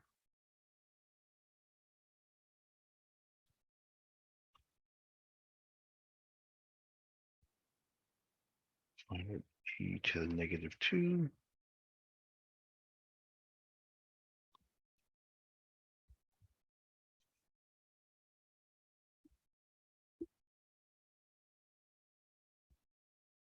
Wow, that was a painful one.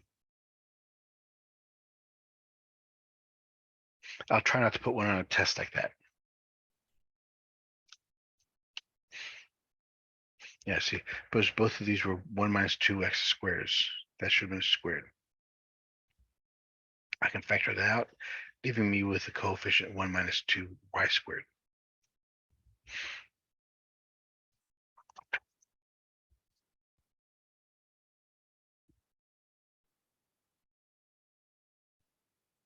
So those are the local extrema, local minimum, local maximum. We also have, and if we looked at, if we had this graph, these points would be our local max, local min. But since this one's lower than everybody else, this is called the absolute min. And this one's higher than everybody else, so it's the absolute max. And this example also shows that your extrema, your critical values and extrema have to be looked at in two places: inside the region and at the endpoints, because your extremas can be at the endpoints.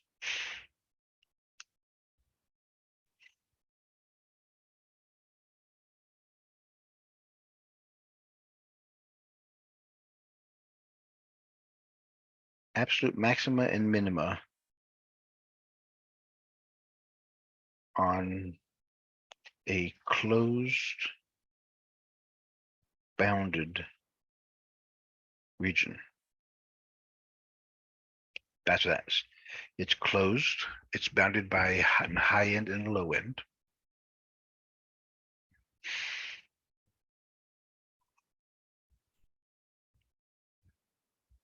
So there's three things we have to do. First step, list all interior points of the region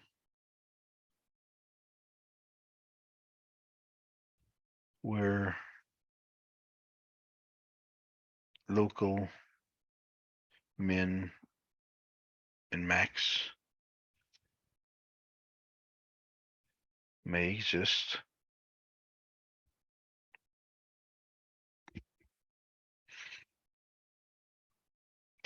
And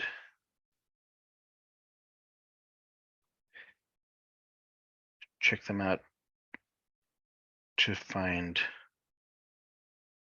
local min and max points.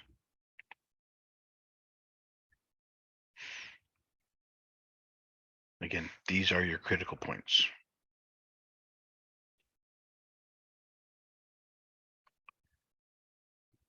Two, list the boundary points of your region.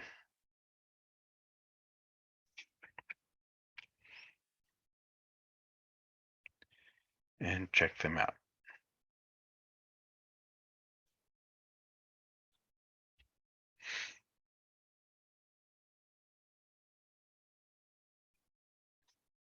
They may be the max and or min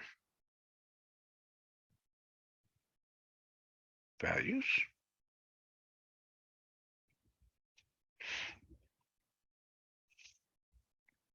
Then once you've listed all those, you listed all the critical points and the extreme.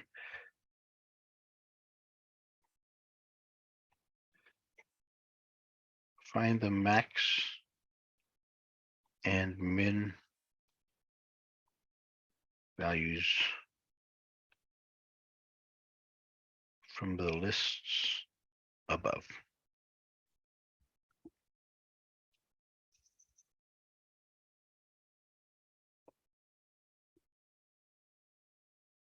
All right, so what's saying is go ahead and work them all out first, and then once you find them, then compare them. The maximum by definition is going to be the largest value. The minimum by definition is going to be the smallest value.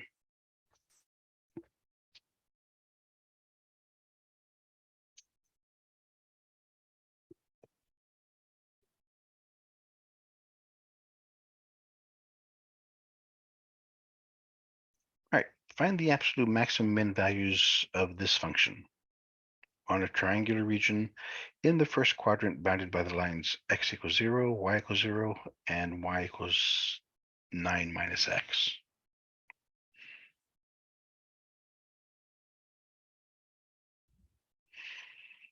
So we're in the first quadrant.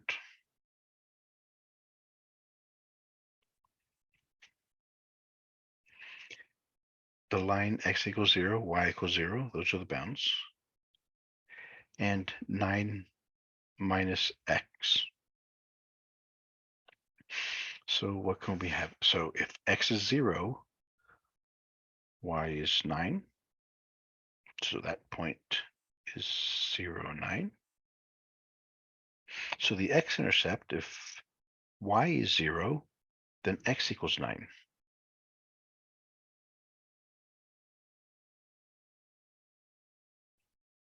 I mean, if y equals 0.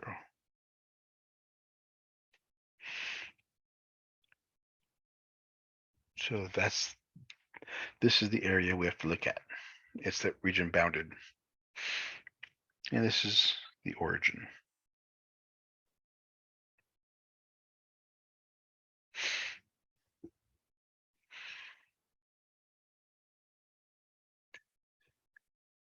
Two plus 2x plus 4y minus x squared minus y squared. The first thing we have to do is find, we're going to check the endpoints, the boundary points, but first let's find interior points. We do that by finding the partial derivatives.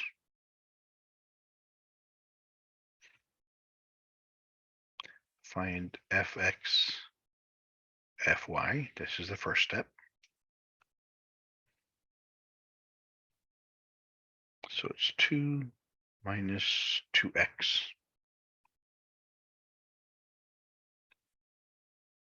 The partial with respect to y is 4 minus 2y.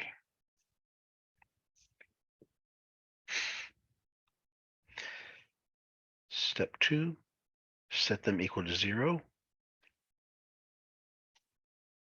and solve for the variables.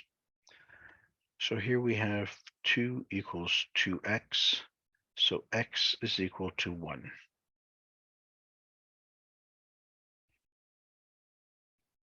Then here we have 4 equals 2y. Divide both sides by 2. Y equals 2.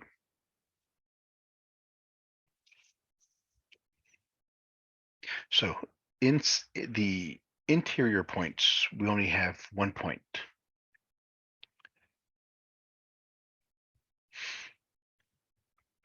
So if we check that to see what value we get, we got 2 plus 2 times 2. No, 2 times 1, 4 times 2 minus 1 squared, 2 squared. So 2, 2, 8, 1, and 4. 10, 12 minus 2 times, no, that's 2, 2 plus 2 is 4, plus 8, is 12. Minus 1, so it's minus 5. So 12 minus 5 is 7. So it occurs at 7.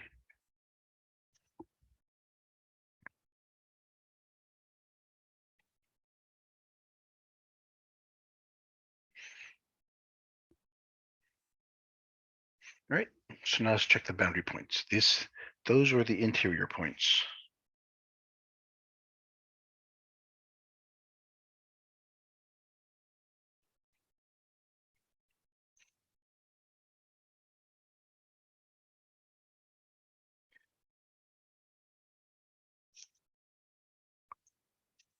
Now, which ones are our boundary points? Remember, we have a triangle.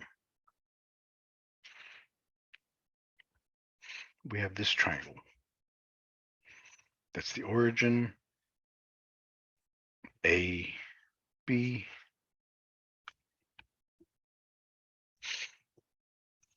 All right, so actually we're supposed backwards, we're doing the right hand rule. So what do we do first? We have to first find the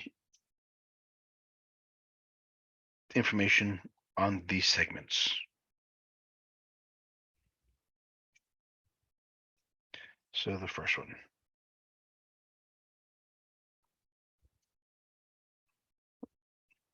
So we're doing here on A, the X value is 0. And we have those points in the Y value. So X is 0. And then we have the Y values. Oh. All right, so what are we looking at here?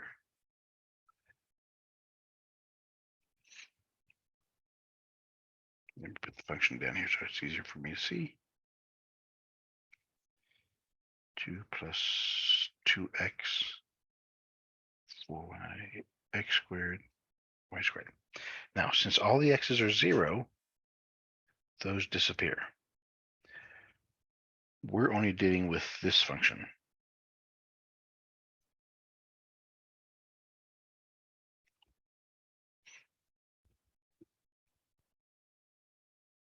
That's our function.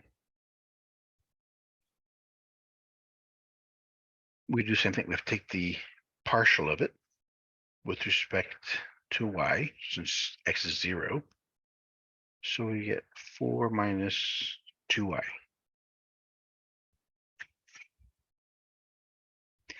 Set it equal to 0.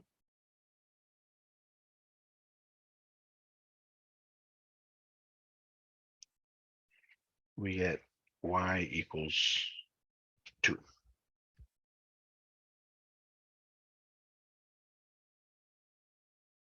So at the point 0, 2, what is our value?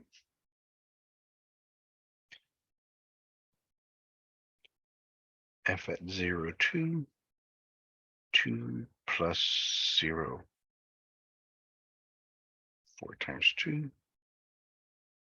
minus 0, minus 2 squared.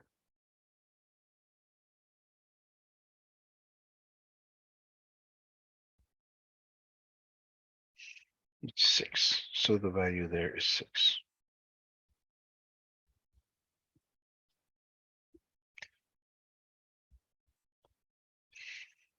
Remember, we're finding these are going to tell us when we compare them, which one's going to be our maximum, which will be minimum. So the highest and lowest of these points will determine our max or min. Okay. Let's look at the x-axis this time. We set y equal to 0.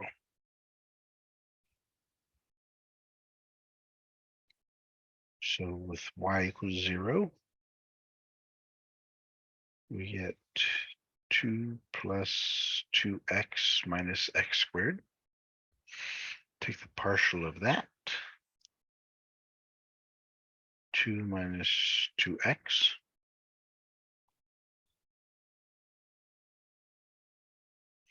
And x equals we figured this out. We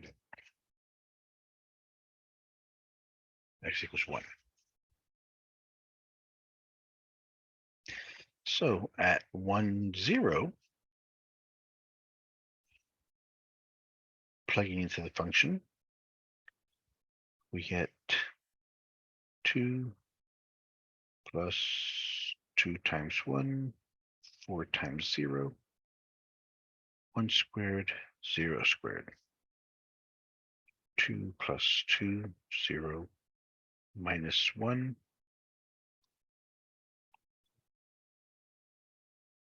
So at 1, 0, it equals 3.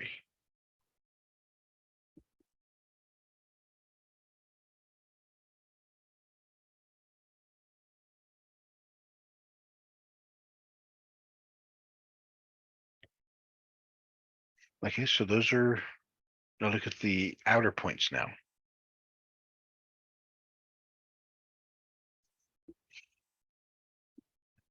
Our function that was given was y equals 9 minus x. When x equals 0, y is also equal to 9.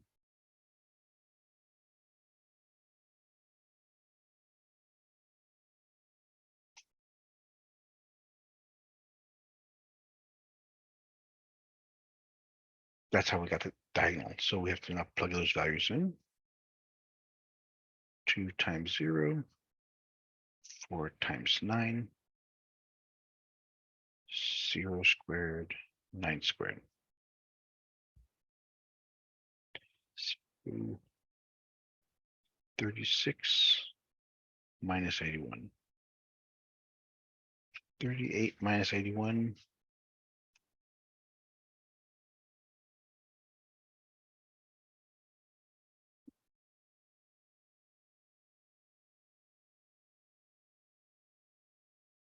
That was the question I right? 2x 4, 9.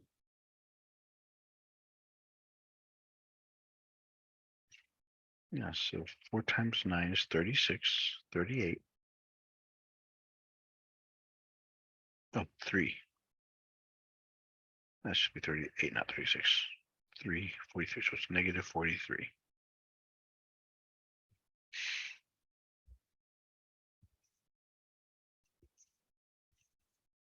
All right.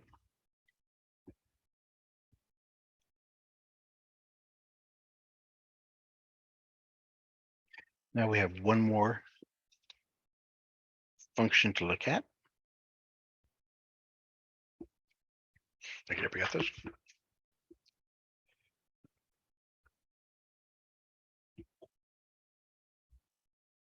See my page there.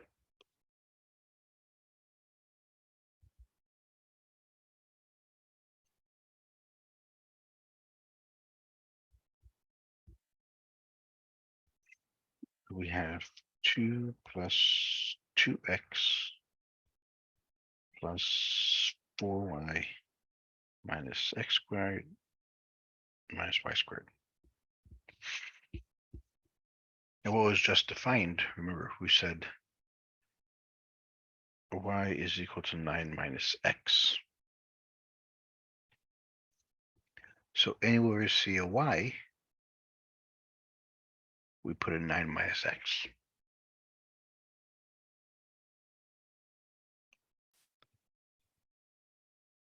Nine minus 6.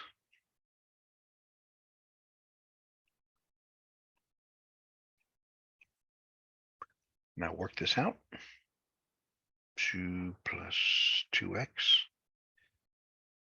plus 36 minus 4x. So it's 81 minus 18x plus x squared.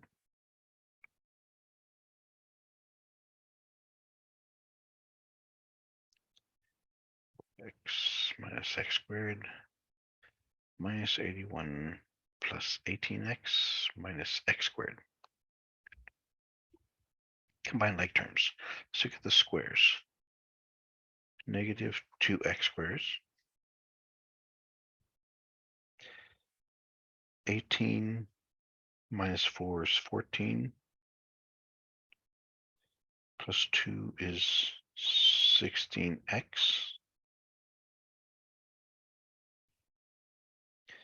36 plus 2 is 38. Minus 81.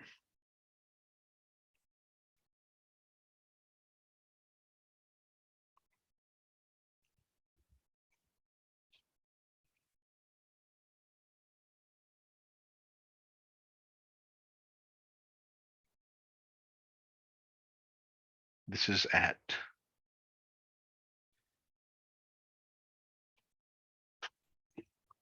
so take the derivative of that because we want to find the critical value. That is one of the critical values. So it's negative 4x plus 16.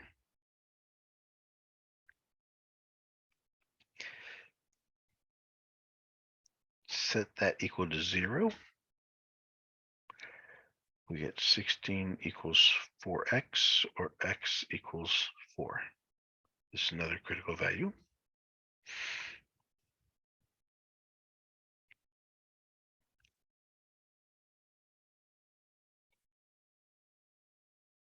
So we have to now look at the point at 4, 5.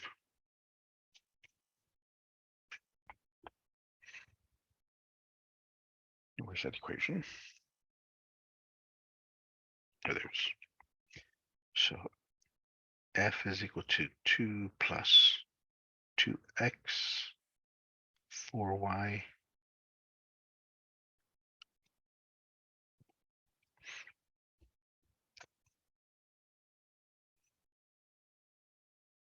two plus 2 times 4, 4 times 5,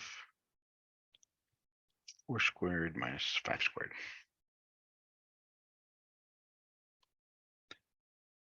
20 minus 16 minus 25. 30 minus 41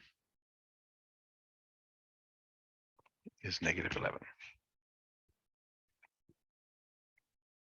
Now, why did I use the 9 minus x, the y equals 9 minus x? Because we have to look at the interior points. That's the first thing we did. We had to look at the boundary points, which when we set x equal to 0, we set y equal to 0, and then we also have to take the diagonal. And since we already looked at, we found this one from 0 to 9. We found this one from 0 to 9. We just had to find with respect to that one. That one was with x is 0, y is 0. This one with x is 0. This one is with x 9 minus x.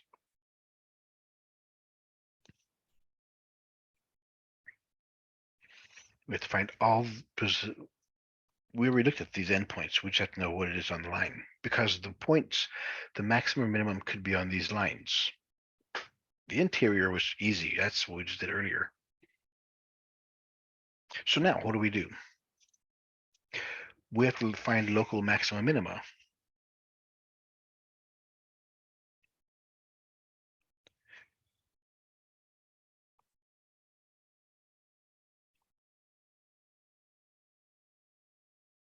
Find the local maximum minimum values. Okay, let's get all our sheets here.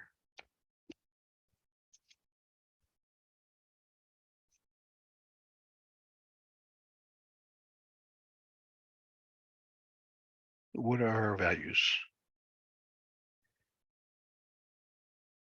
They could be, we first did it at 7, 2, negative 43, 3. So we have, let's see all these. We have at 2, 7, negative 43, 3,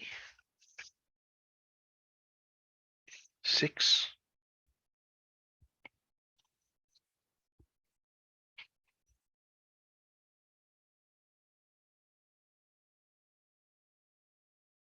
We did one another one.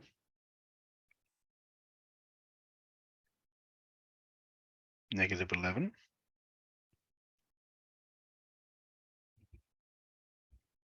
Negative 43, negative 11.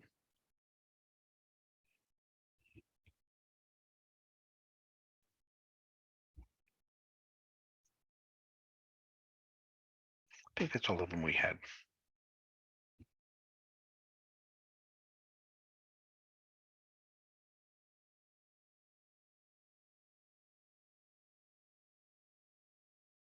Would be 7. And that occurred at the 0.12. And the local min is negative 43. And that occurred at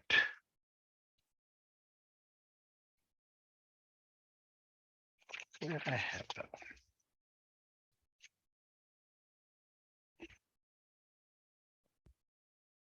Oh, 0.9.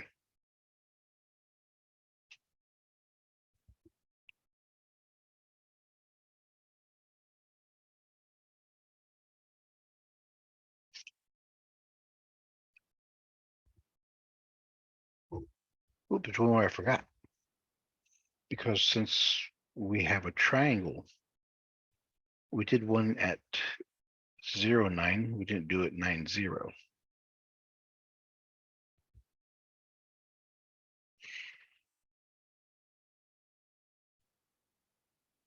Two plus 2 times 9 plus 4 times 0, 9 squared, 0 squared. 2 plus 0 is negative 81.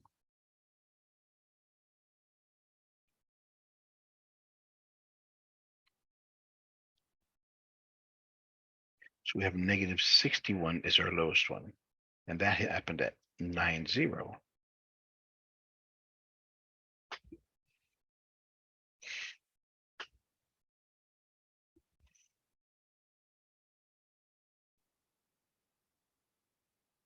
So yeah, you have to try all the possible combinations of those numbers.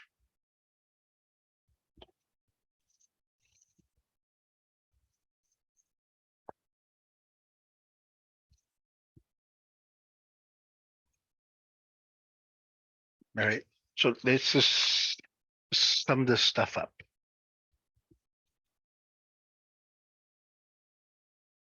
The limitations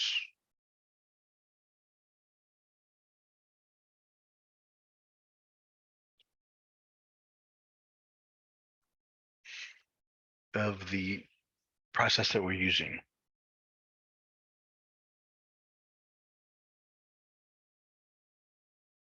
The boundary points of the function domain where the function can have extreme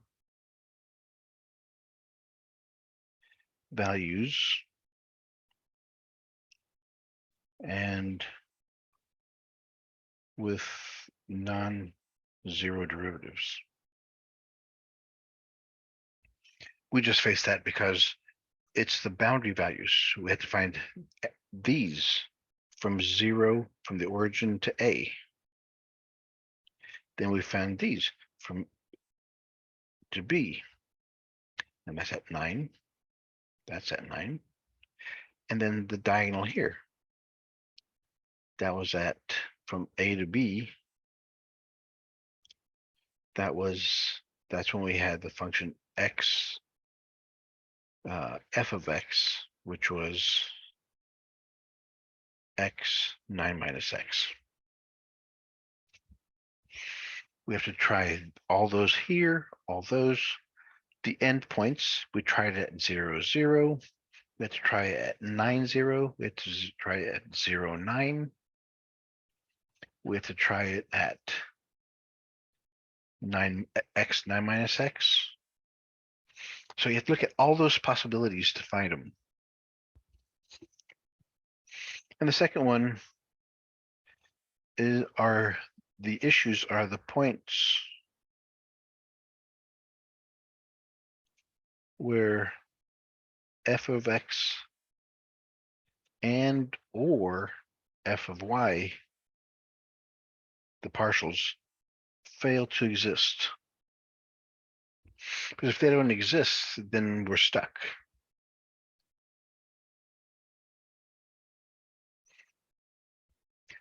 So the whole thing is, if we can do this, find the second derivatives of x and y and the partials,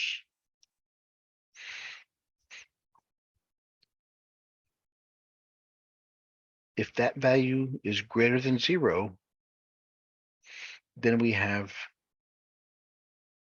a local max or a local min.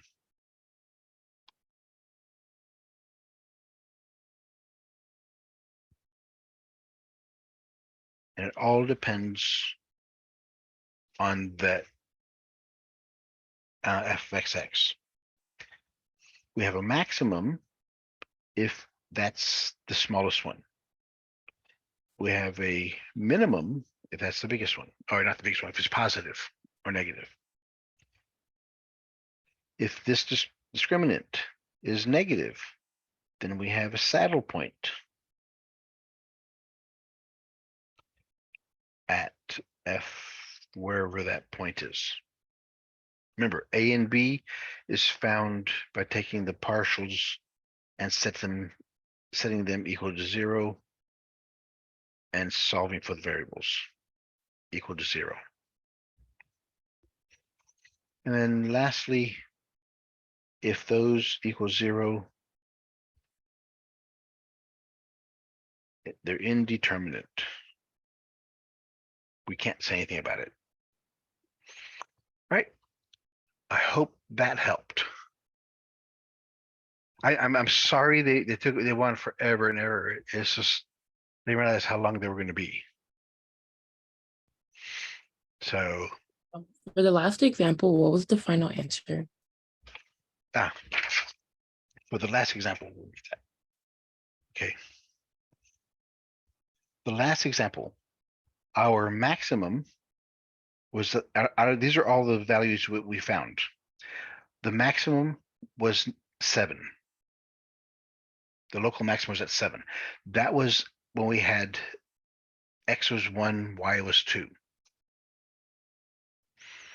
And then the smallest, the minimum, was at negative 61. We found that value when we put x is 9, y is 0. So in other words, that maximum happened when at this point here. So on the curve in 3 dimensions, this would have been a high point of our curve. And this would have been a low point in our curve. It would have been, I'm sorry, this is the minimum and this is the max. So it would look something like this.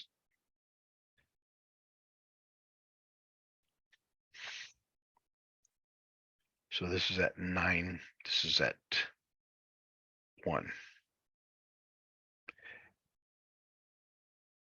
2.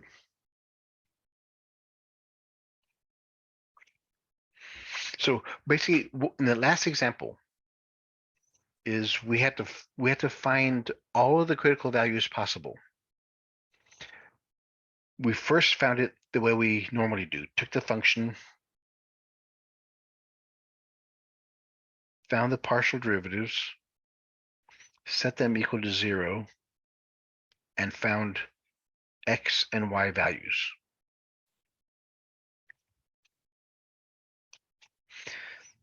Then we found that value. This is the value that we're looking at here. Once we find the critical values, plug those in the original formula, and this will give you the the height of that, the position of that, this point at that coordinate, AB. All right, so that's the first thing we did. And then when we went ahead and did the rest for the endpoints,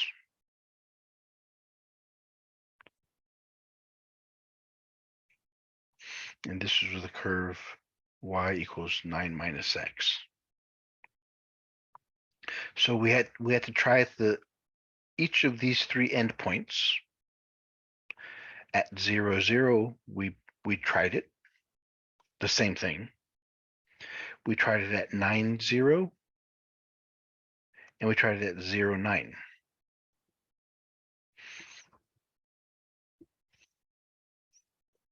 And once we did all those tests there, well, we also did it on these bounds here, because the maximum and minimum could be anywhere inside or on these lines or at the endpoints on the boundaries. So we first did this one, then we did it on the edges, and then we did it on that edge, and then lastly we did it at the endpoints. So you have to look at all possibilities whenever you're given a shape to look at.